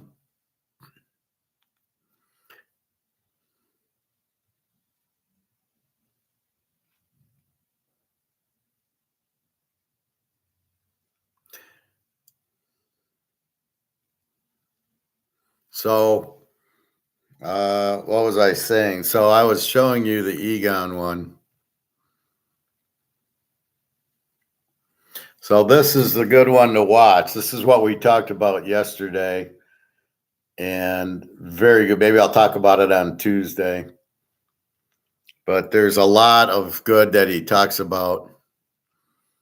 So the biggest thing is you can't inflate gold. So if you understand that simple thing, what's inflation? Inflating the money supply. I was watching at the gym yesterday. The news comes on, and it says, "Oh, inflation is fixed. Inflation is inflation all done?" And it shows you how stupid these people are, because inflation is, you've overprinted the money. Tell me how it's done. Did you take back the money? No. You keep printing more and more money for the bonds that you can't sell. So nobody wants the bonds because of the debt, which means if you need money, what do? You sell bonds. Bonds are IOUs. So I'm going to sell, $1 trillion in bonds, and then you want people to buy them. And if you buy them, I'm going to give you X amount of interest. When we were a kid, grandma would give you a $25 savings bond. So at maturity, after so many years, you would get $25, the bond. Well, that was predicated on the government paying you back. Government doesn't pay you back now. Well, wait a minute. They got 35 trillion in debt. If they have 35 trillion in debt, how are they going to pay you back? They owe all these countries the 35 trillion. So they can't pay you back. So they got to print more and more money. Well, nobody wants to buy the bonds. So when they do a $1 trillion of bonds out to the world, we buy our own. So that'd be like me putting this on eBay and me buying it. What the fuck is that? That's what happens. The Treasury puts the bonds out for sale, and then the Fed buys all the bonds, or it might be vice versa. I don't know. I don't care. We're selling the bonds to get money, and then we're buying the bond. We're the ones buying the bonds from ourselves. How are they going to pay them back when they owe all these? The 35 trillion they owe is to other countries, Germany and Switzerland and Japan and China, and all these countries are the ones that have been buying the bonds for safe haven. But now, or maybe deals, or they were coerced into them, or if they bought them, they'd get something. But they don't have the money now. So are you going to get paid back? Oh, now they can't find buyers for the bonds. This is when you know it's all done, right? So nobody trusts the government to pay them. Once there's no demand for this, it's zero. And that's where we're at. It's zero. So to watch this going, oh, is inflation okay?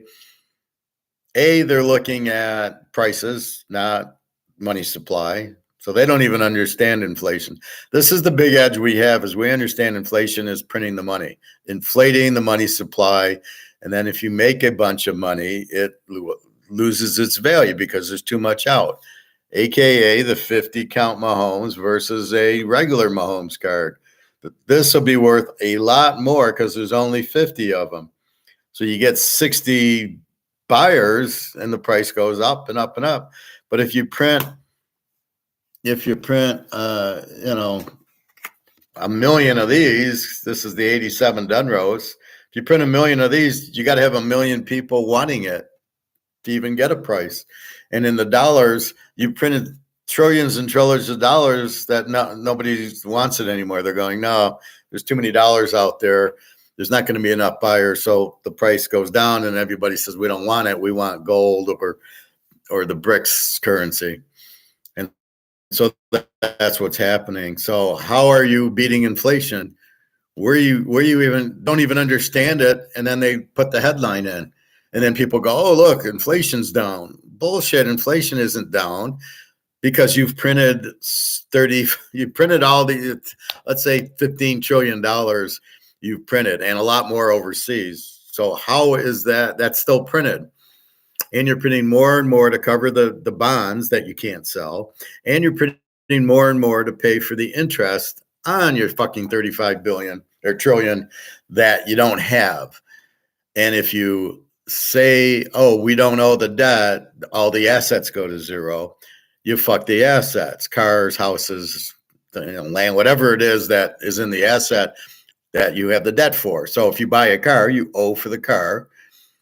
And then if you say, okay, I don't owe it anymore, well, then the car has no more value because then it's not worth anything. So that's what you end up with. And that's why, like, I watch that and just shake my head. It's not worth anything. What are you talking about? So that's really the problem with it. There is no, they're not, you can't stop inflation because if you've got, let's say, $15 trillion bills out there, I got 15 trillion of these, there is no value, but you can't, it doesn't go down.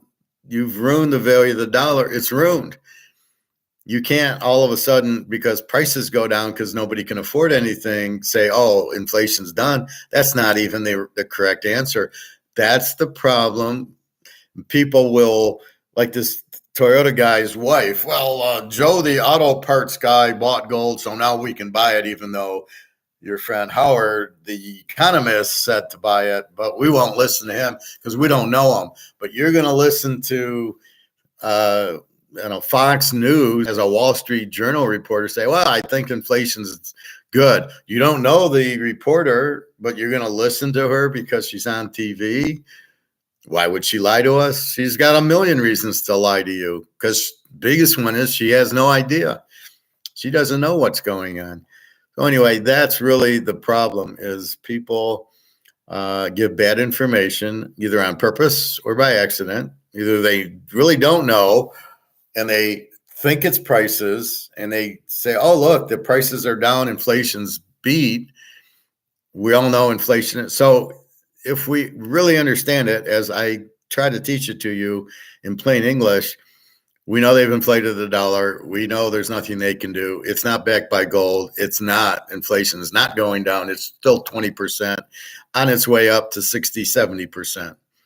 So you either get out of the dollar, get out of the stock market, get out of the banks, and go to gold where you'll be safe, or you stay in the dollars and then you won't be able to get your money out of the bank. You won't buy anything.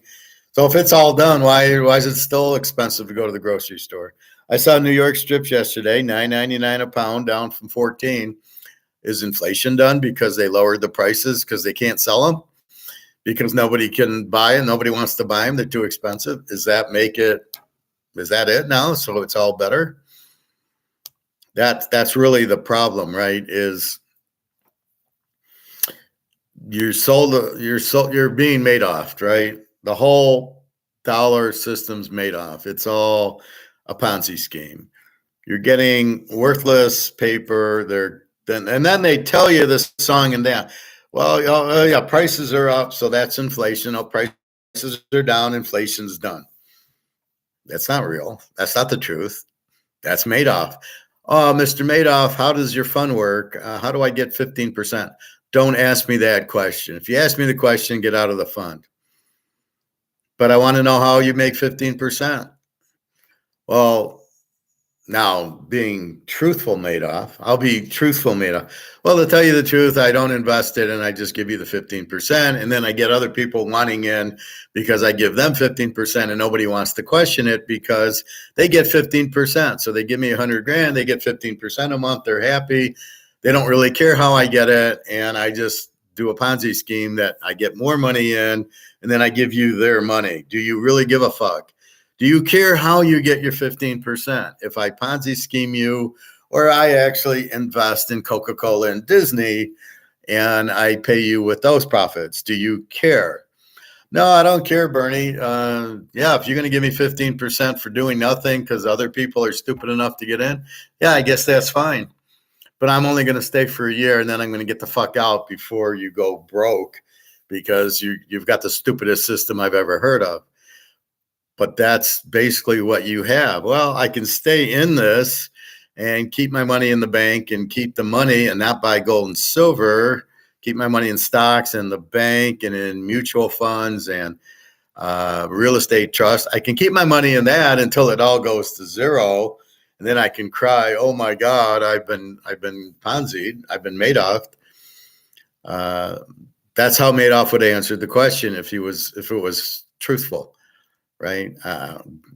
Don't give a fuck. You're going to get 15% a month. Why do you care how I do it? Is what he's saying. And the people are going, oh wait, I do get 15%. I really don't care how he does it. Half the people go, it's a Ponzi scheme, but I don't care. I get paid. And the other half are going, I wonder how he does it. But as long as I get 15%, I'm fine.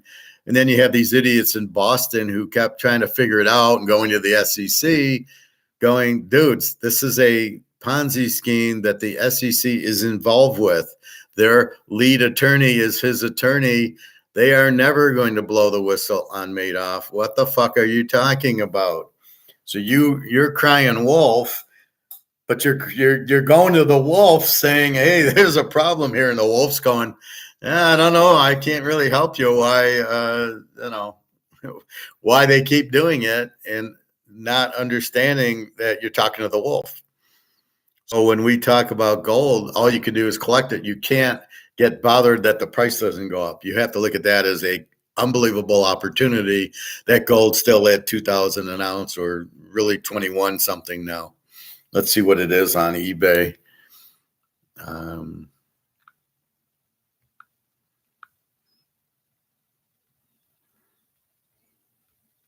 So my Christmas present to myself was 2 1/10 ounces of gold because Jenna didn't get me something and I would have paid for my own gift. So I said, Jenna, you're doing that. Okay, here we go. 21.90. So we're almost at 2,200 for gold. 21.88. And then you see 21.45 for the Maple Leaf. So for some reason, which makes no sense to me, it's $40 more than, and you see here, the Maple Leaf and Krugerrand are the same price, but at my store, it's a little bit less for the Krugerrand, which I don't understand why. I'm buying an ounce of gold. That's all I care about. Why the U.S. is because we're in the U.S. So the people there's more demand for a U.S. gold than a Maple Leaf. I don't know why. People don't have they just don't understand it. Now here, this is 21.66. Yeah, up here, it's 21.88, 21.90. And our Montana card's still 125. I think it just doesn't sell, and the guy this should be about 100,000, but the guy keeps it going, just like the Brady card, 4.5. He doesn't sell it, but he keeps the auction in case somebody actually wants it. Well, it's not a population 1. I think it's a population 10.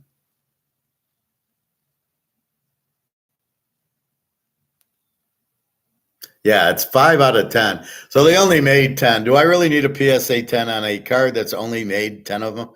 I'm not quite sure I do. Here's the silver at 32.43. I could have bought it for 27, but they don't have this at the store anymore. They brought in some new silver shit from Canada. So there you go. So I would reprice in my inventory gold at 2,200. But this is paper. This is not the real price, but we're lucky we can still get it at the real price. So there's a difference. This is the real price of the Montana, 125,000. This is the real price of the Mantle card, 60,000. These are actual market prices for these cards. But look at gold, 21.88. This is not the real market price of gold. This is why I laugh at these guys like Michael Oliver who watch it on a graph. They don't even understand that it's not the real price. This is not the same as the Mantle. The Mantle is me selling the Mantle on eBay that I have. That's PSA. It's not even 10. It's a PSA. Could you imagine what the 10 goes for? If you could even find a 10, a 65 tops PSA 10's got to be in the millions. This is a 9 and it's 60,000. The 9 Montana goes from 125,000 to like 10 or 15,000. So here's the difference between the 9 and 10. Probably because there's a lot more 9s than 10s, because this is extremely hard to get centered. Don't I know it? But in gold, it's not the free market gold auction price. This is the derivative auction, paper auction being held down by the derivatives, and the derivatives are paper gold, not physical gold. So they'll sell derivatives to keep the price down because they don't want the competition. Let's just pretend this is a US dollar, but they can't handle the competition. So if gold went to 4,000, nobody would want this, right? That's what you got to understand. You need money to buy things, food, shelter, clothing. So people are like in a brain fog. They're in a Madoff where they think this has value and it doesn't, because they've printed and inflated it to zero. That's why when they say inflation's done, you're like, what are you talking about? There's still 15, 20 trillion dollars out there, and there's going to be more out there. You need, and the value keeps dropping and dropping. And that's what people aren't quite figuring out, that they think their whole 200 grand in their bank, they're going to retire, but the costs keep going up and the 200 grand value keeps going down. And your only out is gold is going, even being suppressed, it's going to 2,200. And that's when, as soon as COMEX blows up, because they won't have gold, they can only make those derivative trades if they have gold. And when they stop having gold, because there won't be any, then it'll really go through the roof. And that's where I come up with 40, 50,000. That's a good auction. What, the gold auction, Real D? Or the mantle auction, or they're all, those are, but my store on the gold is cheaper. So I showed you the Cougar ran at 21.45, I think. 21.45 is the Cougar ran auction. At my store, I probably could have got it for 21, because in the auction, they're paying for the auction price, right? If you put an auction up, you owe eBay X%. Well, at the store, there is no auction, and there's no sales tax, and which there shouldn't be, and there's no shipping because you're there. That's why I like going to the store. And then I can talk to them, and they need to talk to me. They were so happy I came in. Where have you been? Like, we're freaking out. Where are you? I was in Germany for a week, and I really wasn't buying. But that's really the problem, right? People are not getting that this is not the real price. This isn't even close to the real price, right? Add a zero to that. That's what these are. These are the derivative price where somebody's selling paper, not physical. Nobody's selling physical. A couple people at the store are selling it because they don't get the value, and they'll get the 2,100, whatever the spot is. That's what he gives you. So if you need money, you can sell the gold ounce and get the bullshit fiat stuff, but that's what's needed now. So what happens is you basically you start realizing that the real principle is that if you keep printing, it loses value, and you keep printing, and the debt causes you to print $1 trillion, which is made out of thin air. It's printed. Well, that adds another $1 trillion of paper that shouldn't be. You can't just add it, and then it makes it worth even less. So when you print $1 trillion to pay for the debt, it's only worth maybe 800 billion, right? You lose a little bit each time you print the money to pay the debt. So eventually you need 5 trillion to get the 1 trillion, which then makes it worth even less and less and less. And nobody wants it. There's nobody there to buy the dollars, right? So this is the part that the Keynesians don't get. This Michael Oliver doesn't get. Mark McGuire doesn't get. Egon gets it. Egon understands the paper from the physical, and he knows it's going to zero. And that's why I show it to you, because there's very few people that really get that. They think the paper price is the real one. And like this Oliver guy and Andy Wasserman and Rick Rude and the other guys, they look at the chart. Maloney, well, look at 2008, it did this, so it should do that again. No, you didn't have the inflation in 2008. 2008 was a mortgage crisis. They gave mortgages to people that couldn't afford them, and then when the interest rates went up, they couldn't afford them, they got out of it. And you fucked up because the banks bought the mortgages and then sold them so you could get 8% on your mortgage. But if we didn't get the mortgage in, we're not going to pay you out. So then the people who had bought these mortgages to get the 8% were fucked, because if nobody's paying the mortgage in, I don't get money. I can't. I'm sorry, we're eliminating these, right? We're eliminating these because we're not getting the money in, so we're not going to pay you out of our own pockets. We'd have to go broke. So we're just going to say, nope, we sold it all and you're fucked. Welcome to the Madoff world that the banks live in. And so they bailed out the banks with your money and printed a bunch, but you didn't have inflation. So why are you looking at a chart of gold that is being run by the derivative comex? Why do you think that's the real price of gold? It's not. It's the paper price. Well, they can't even understand that concept. You want to listen to these guys? Be my guest. You're not going to know shit if you listen to those guys. So that's what I'm telling you is listen. Is you buy you're in a golden opportunity here. It's a once in a lifetime. You're going to be multimillionaires because it's a once in a lifetime thing that the gold price is $21.45 for a Cougaran. It should be 21,000. You're able to get it for 21.45 with this bullshit money that's going out. You've got BRICS in Russia about to come out with gold-backed currency because they can't, because they're all the currencies shit.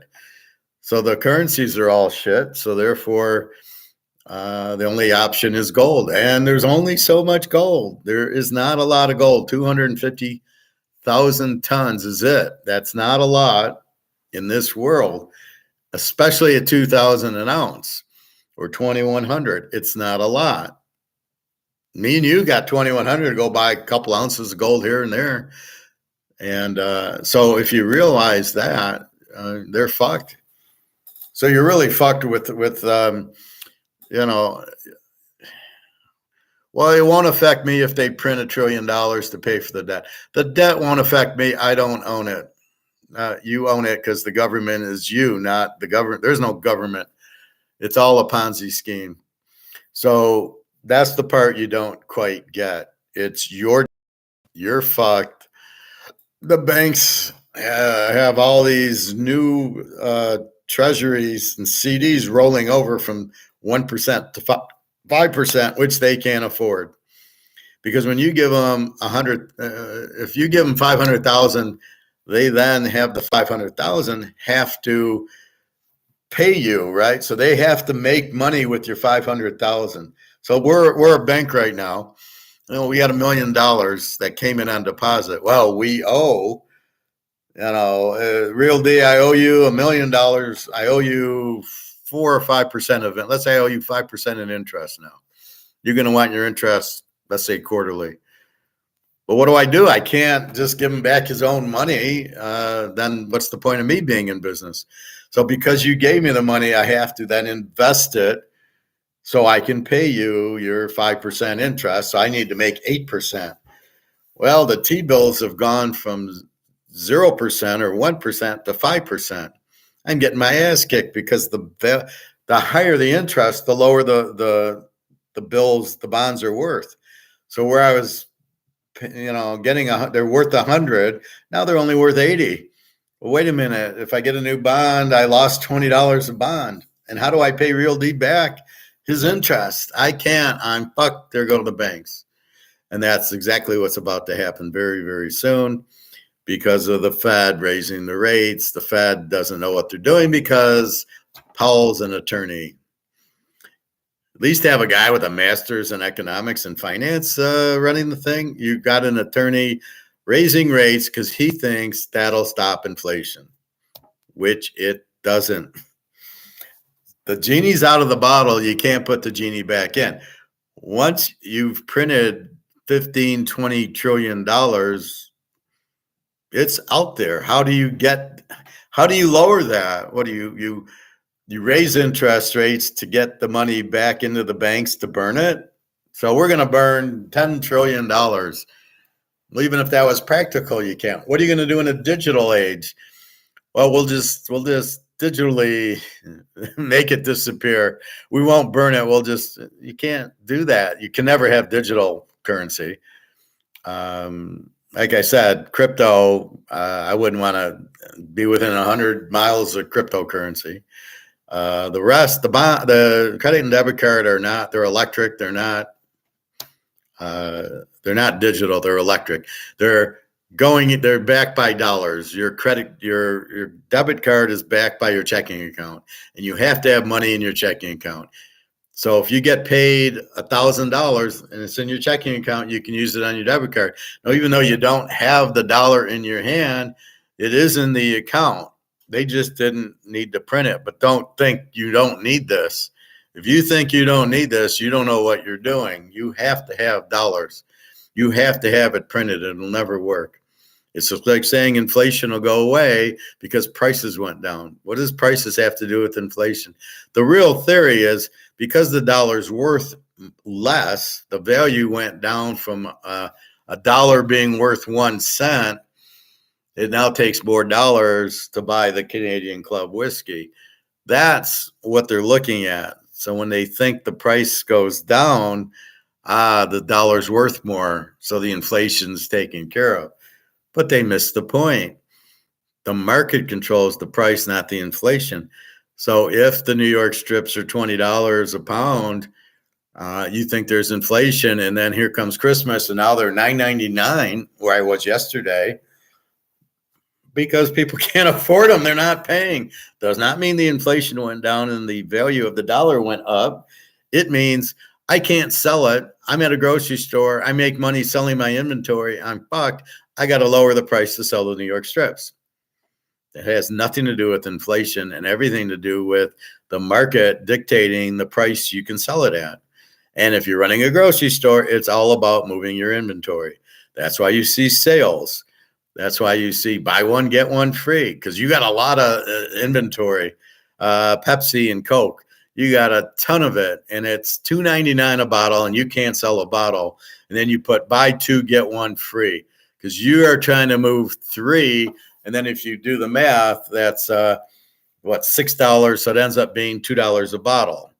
Well, if you look at it like that, then okay, for $2 a bottle, I can afford Coke, not at 3. That's why they do it, because they can't move their inventory because it's over the market. It's too expensive. It has nothing to do with inflation. The only thing it has to do with inflation is the money's not worth anything. And as the money lost its value, it takes more dollars to buy it. So that's really what's going on. That's the perfect reason to buy the gold and the silver. You buy the gold and the silver because that will never go down in value because they can't print it. It's as simple as that. These idiots are printing this without knowing what the hell they're doing. Well, we got to pay for the debt. We'll print $1 trillion to pay for the debt. Oh, yeah, and now this value has gone to. Here's the value of the dollar now. It's worth 0.5 of a cent. That's what you did when you print the money just off the printing press. So this is a once in a lifetime opportunity. You're buying. Okay, the first reason is you're getting out of this. So as they say, it's a insurance. It's a preservation. You got $500,000 in this. You buy gold. Now you got $500,000 in gold. This will go to 0. That'll go, to 10 million. So you're preserving your $500,000 in this. You're preserving the value. Otherwise, it goes to 0. You want to keep your money in this? It goes to 0. Or you can put it into gold. Where, worst case, it's worth $500,000. But we all know as this goes to 0, that goes much higher. Now, the the value of gold might stay the same, but the value of the dollar drops, makes your 500,000 go to 5 million. Oops, I just turned my 500,000, got it out of dollar, which would make it go to zero, and I'm into gold, and now the 500,000 is now worth 5 million. Show me where I lost. And it's a no-brainer because they can print the dollar, they can print the euro, they can't print the gold. You can only, that's why the derivatives are there, keeping the price nice and low for us at $2,000, which I think is a steal. But it's worth 20 or 30 easily, and then it won't be priced in dollars, which is what I try to warn you about. Your house will go to zero because it's $0 because the dollar went out. Everything you have that's is priced in dollars. My Canadian club, this is priced, it's $100. $100. But if the dollar has no value, then what's this worth? Oh, it'll be worth a quarter ounce of gold. That's how it works. Now it's priced. What's the new asset that we have? Now they'll come out with a new dollar, but if the dollar, be it digital or not, has to be backed by gold, or it's the same bullshit we have now. That's what you need to understand. They are printing it. They're Madoffing you. I'm not going to tell you how I'm making the money, but you're going to get 15% and you're going to be happy. So don't ask me how I'm making my money. It's just coming out of thin air. People are giving me money and I'm giving you their money, but do you care? You're getting 15%, and you don't care until he's not getting any more money in, because he really didn't do anything. He didn't invest in gold and silver. He didn't pick stocks. He didn't do anything. He just took other people's money to give you money. That's basically what they're doing. Oh, don't ask us. We're just printing the money. We're just printing more money to give you. And that's all that's happened. I get Social Security about $2,400 a month. They're just printing it. It doesn't come from anywhere. Do I care? Yeah, I care, but I don't rely on it. I go and buy gold and rely on gold. So that's what you must understand. This is a deal of the century that you can get gold this cheap, because you know the dollar's losing value. Go to the grocery store and go buy a $15 steak that used to be $5, and then you realize the value of your dollar is going down, not the price is going up. So the steak for $15 did not go up in price. It's the dollar that's lost value, that you need 15 of them where you before needed 6 or 7. That's what's happening. That's why inflation's not going down, because inflation, the value of the dollar is still shit. It's still almost zero, right? It's pretty much like a tenth of a penny is what the dollar's worth. So if you understand that, and you understand why, because they printed it. So if you understand, if it's something that they can print, and they print and print and print, and they inflated the supply, it's worthless. That is why this card's worth $5,000 and this card's worth 5 cents, because this is a million count and this is 50. Reggie Jackson and Mahomes are both very good players, yet the demand for the Mahomes is much higher because there's 50 of them, and they can't print 51 because they number them. So you want things that can't be inflated, which is gold and silver, Rolex watches,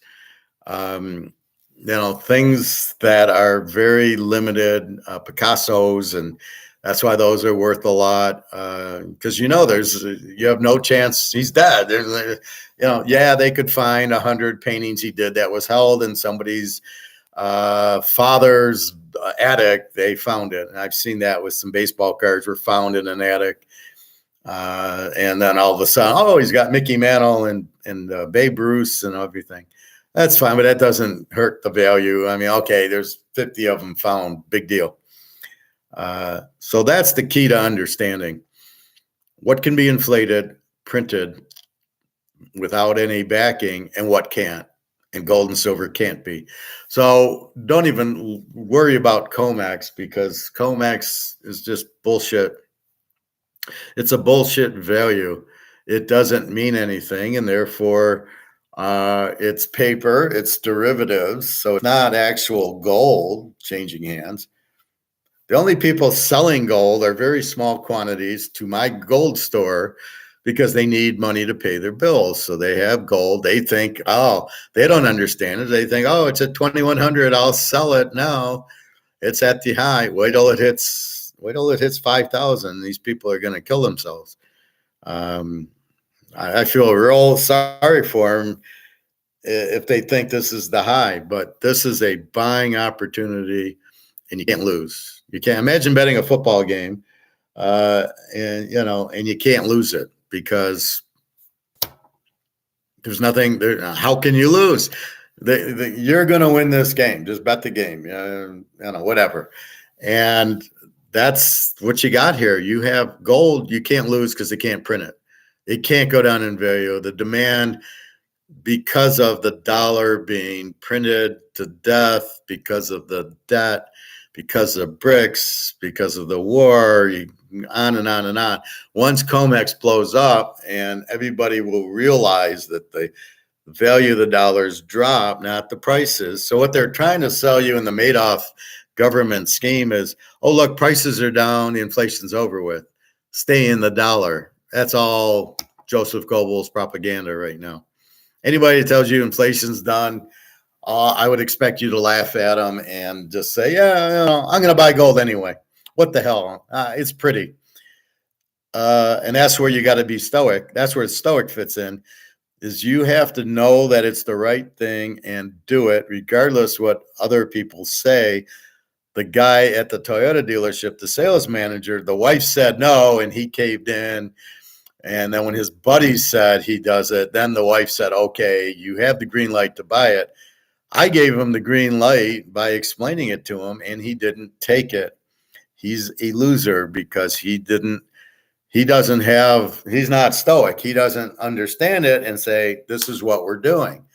The man has to take responsibility for the family and say, we're buying gold because I know this is the best thing, because the way I'm teaching you, you can explain it to a 5-year-old.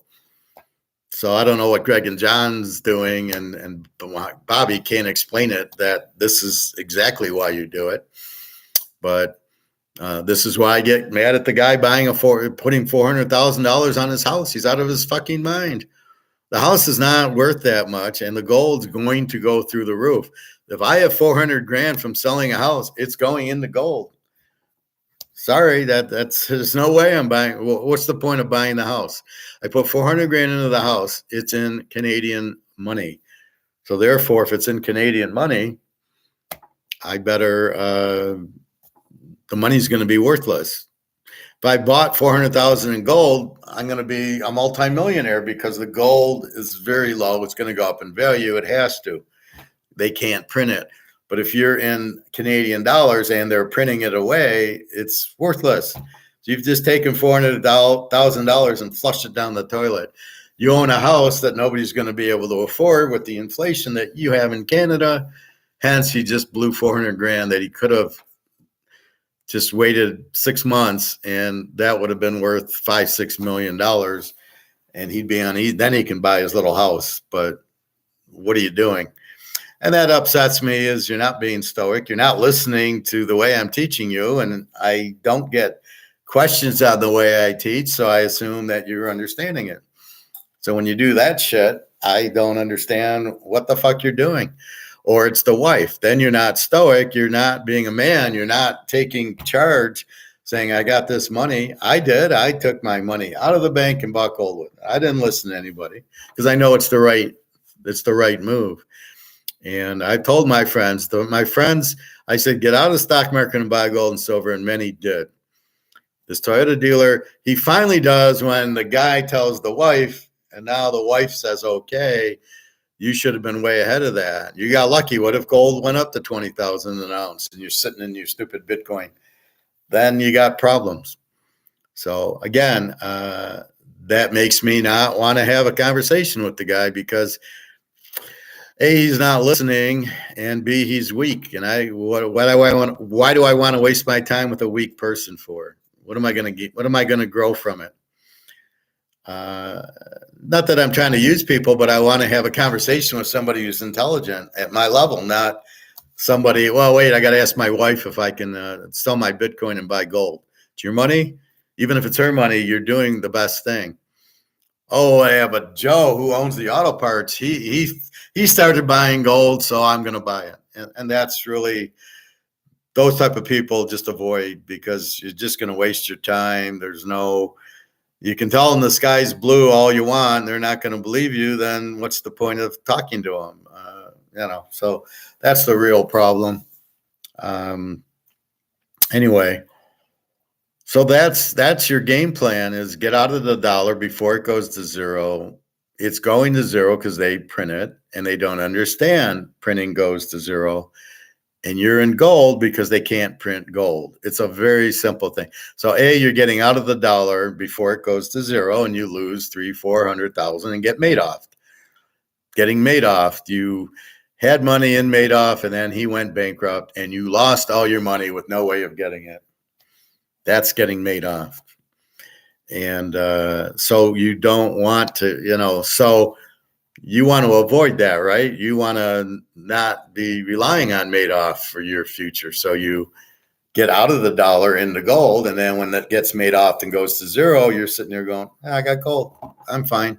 And then the gold value comes up because everybody realizes they've been Madoff and run into gold because they know they can't get Madoff, basically. It can't be printed because it's gold. It can only be dug out of a mine and then made and then put in gold, put in coins and everything.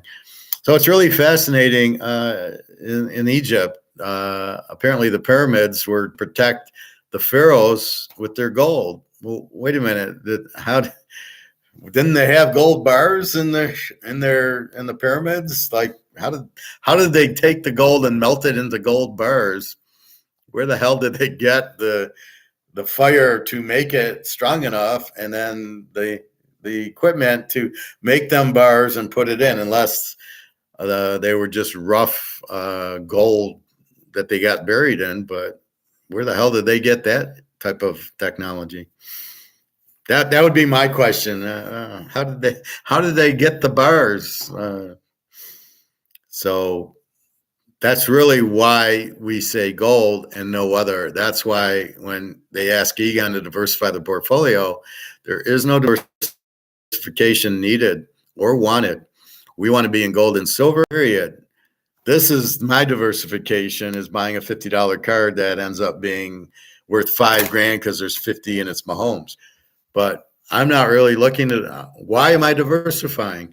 You diversify in stocks because you have no idea what's going up and what's going down. So you play 5 different categories and you hope 2 or 3 go up and the 2 or 3 go down. I know when they're going to go up and down. It's based on interest rates. And I've explained that. Well, we'll talk about it again on this week. But that's what you're really trying to do, is you're getting, you don't need to diversify because gold can't go down. There is no safer play, and there's no other play. It's gold and silver. So the other play is silver, I guess. It's gold and silver and nothing else, because everything else is inflated. They print the dollars. They print. The stock market is just a Ponzi scheme. So you really need to understand anything in paper, bonds, stocks, houses, the banks, the anything to do with that, annuities. Get the fuck out. They're not a safe haven. You're getting out of the dollar. It's all dollars, and you want to get out of anything in dollars, which leaves you with gold and silver and maybe a Rolex, maybe a Mantle card. I don't know what else you would get into.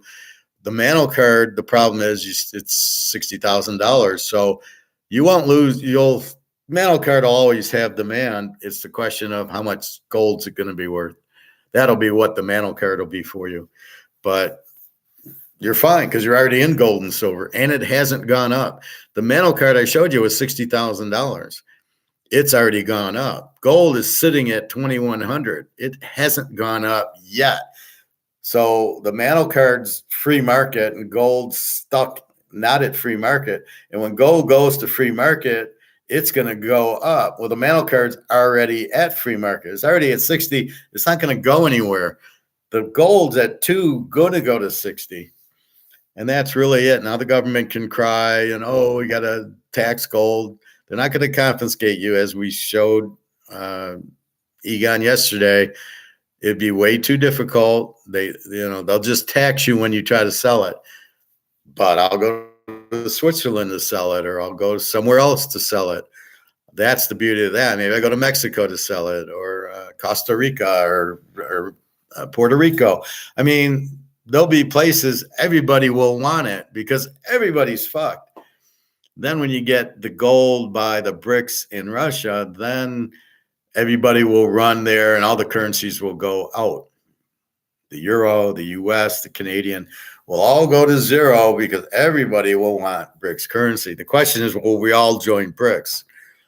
Probably we'll all have to, or have some way of getting the BRICS money.